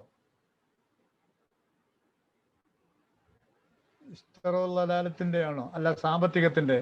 ഒന്ന്, അനുവദനീയമായ കച്ചവടങ്ങൾ, ബിസിനസ്. അത് കച്ചവടം എന്ന് പറയുമ്പോൾ പേടിയെന്ന് സാധനം വാങ്ങാന്നുള്ളത് മാത്രമല്ല, ഈ പിന്നെ ഇതുണ്ടല്ലോ, എന്ത്, ഞാൻ ജോലിയൊക്കെ പറഞ്ഞല്ലോ, ജോലിയൊക്കെ ബിസിനസിന്റെ ഇനത്തിലെ പെടുക. അവിടെ ഞാൻ വിൽക്കുന്നത് എൻ്റെ ആരോഗ്യവും അധ്വാനവുമാണ്, പകരം കാശ് വാങ്ങാണ്. അപ്പോ ഒന്ന് കച്ചവടം, മറ്റൊന്ന് സദക്കാ സക്കാത്ത്, 2. മൂന്നാമത് പ്രസന്റേഷൻ എന്നാൽ സമ്മാനമായിട്ട് കൊടുക്കുക. 4-മത്തത് അനന്തരാവകാശം. 5-മത്തത് ഗനീമത്ത് സ്വത്ത്. ഗനീമത്ത് സ്വത്ത് എന്ന് പറഞ്ഞാൽ യുദ്ധം നടന്നിട്ട് ശത്രുക്കൾ ഇട്ടേച്ചു പോകുന്ന ധനം നേതാവ് പിന്നെ പടയാളികൾക്കിടയിൽ ഭാഗിച്ചു കൊടുക്കുന്നുണ്ടെങ്കിൽ, എപ്പോഴും ഭാഗിക്കണമെന്നില്ല, ഭാഗിച്ചു കൊടുക്കുന്നുണ്ടെങ്കിൽ അങ്ങനെ കിട്ടുന്നത്. ഈ 5 ഉദ്ദേശിക്കുന്നത്. ഈ 5 പ്രധാന ടോപ്പിക്കുകളാണ്. ഈ 5 ഉൾപ്പിരിവുകൾ ഉണ്ട് ധാരാളം. അതിപ്പോ ഇങ്ങനത്തെ ക്ലാസ്സിൽ പറഞ്ഞു തീർക്കാൻ പറ്റില്ലല്ലോ. അപ്പൊ പെട്ടെന്ന് നമുക്ക് ഈ ഒരു റിയാൽ എനിക്ക് കിട്ടിയത് ഹലാലാണോ നോക്കാൻ പെട്ടെന്ന് ആലോചിക്കാവുന്ന വിഷയങ്ങൾ. ഇത് സമ്മാനമായിട്ട് തന്നതാണോ? ഇത് സദക്കയും സക്കാത്തിൽ പെടുവാൻ ഞാൻ അർഹനാണോ അല്ലേ? ഇനി ഇത് അനന്തരാവകാശം കിട്ടിയതാണോ? ഇത് ഗനീമത്ത് സ്വത്താണോ? ഇത് അനുവദിക്കപ്പെട്ട വ്യവഹാരത്തിന്റെ ഭാഗമാണോ? കച്ചവടത്തിന്റെ ഭാഗമാണോ? ഖുലഫാഉർ റാഷിദ് 29. ഖുലഫാഉർ റാഷിദ് ടോട്ടൽ 30 കൊല്ലാണ്. ആര്? 4 പൊതുവെ പറഞ്ഞു വരുന്ന Abu Bakr Siddiq, Umar, Usman bin Affan, Ali bin Abi Talib വരെ കൂടുമ്പോൾ 29 വർഷവും 6 മാസവും ആവും. ഹസൻ ബിൻ അലി റളിയല്ലാഹുവിനെ കൂടെ കൂടുമ്പോൾ അത് 30 വർഷമായി മാറും. 30 വർഷമാണ് ഖിലാഫത്തുർ റാഷിദ എന്ന് കുറിക്കുന്ന ഹദീസുകളുണ്ട്, ഖുലഫാഉർ റാഷിദുകൾ. അപ്പൊ സാധാരണ ഖുലഫാഉർ റാഷിദ 4 പേരെന്നാണ് പറയാറ്. അതല്ല, ഈ ഹദീസ് കൂടി കൂട്ടി വായിക്കുമ്പോൾ ഹസൻ ബിൻ അലി റളിയല്ലാഹുവിനെ കൂടി കാലം കൂടി കൂടണം. അങ്ങനെയാണ് 30 വർഷമാണ് പീരീഡ്. നിങ്ങൾ ചോദിച്ചതിക്ക് ഞാൻ വേറൊരു കാര്യം കൂടി പറയട്ടെ, തിരക്കില്ലെങ്കിൽ. 30 വർഷം ഖിലാഫത്തുർ റാഷിദ കഴിഞ്ഞാൽ ഞാൻ പറയാം. അടുത്തൊരു ചോദ്യത്തിന്റെ മുമ്പിൽ ഞാൻ പറയും. ഖിലാഫത്തുർ റാഷിദ കഴിഞ്ഞാൽ പിന്നീട് വന്നത് ഉമവിയ പീരീഡാണ്, പിന്നീട് വന്നത് അബ്ബാസിയ പീരീഡാണ്, പിന്നീട് വന്നത് മംലൂക്കുകളുടെ കാലഘട്ടമാണ്, പിന്നീട് ഉസ്മാനിയ ഖിലാഫത്താണ്. ഇതാണ് ഖിലാഫത്തിന്റെ, നമ്മുടെ മുസ്ലിം ലോകത്തിന്റെ മൊത്തത്തിലുള്ള ഭരണം. അതായത് കഴിഞ്ഞ 1924 വരെ മുസ്ലിങ്ങൾക്ക് പിന്നെ ഒരു ഖിലാഫത്ത് ഉണ്ടായിരുന്നു. ആ ഖിലാഫത്തിന്റെ കഥയാണ് ഈ പറഞ്ഞത്. ഇനി ഹദീസിനെ പറ്റി പറഞ്ഞപ്പോൾ ഹദീസിന്റെ കണ്ടന്റ് എന്ന് പറഞ്ഞ വാക്ക് മത്തിന് എന്നാണ്. മീമ് ത, ബിന്ത് എന്നൊക്കെ എഴുതുന്ന ത, നൂന്, മത്തിന്. അതാണ് കണ്ടന്റ്. മറ്റേത് സനദും.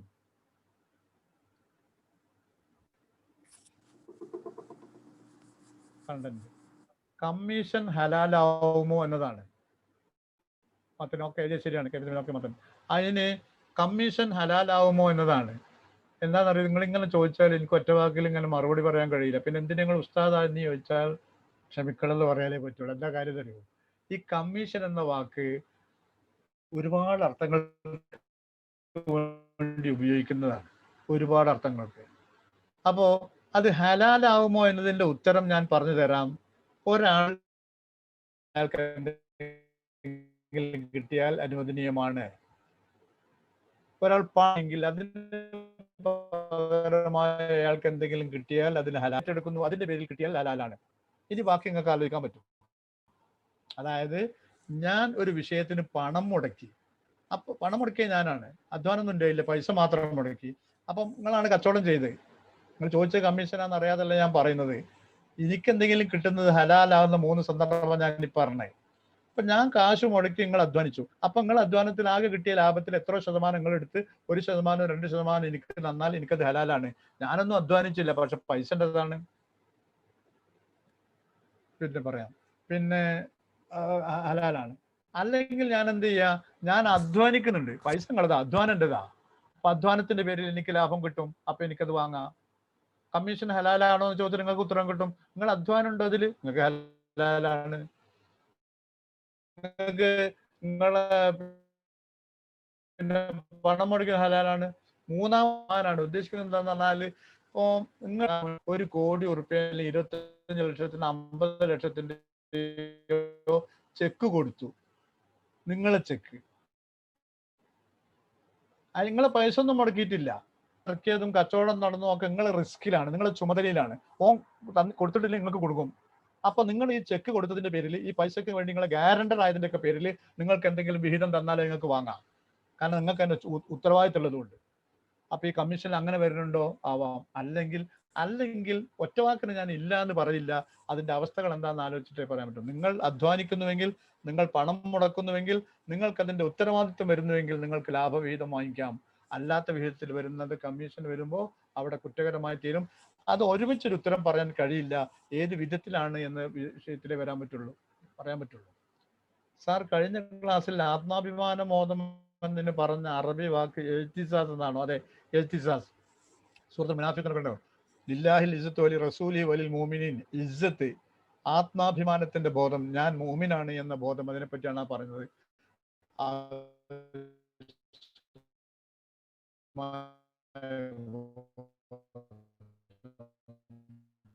ഓക്കെ, അസ്സലാമു അലൈക്കും. അടുത്ത ആഴ്ച കാണാം.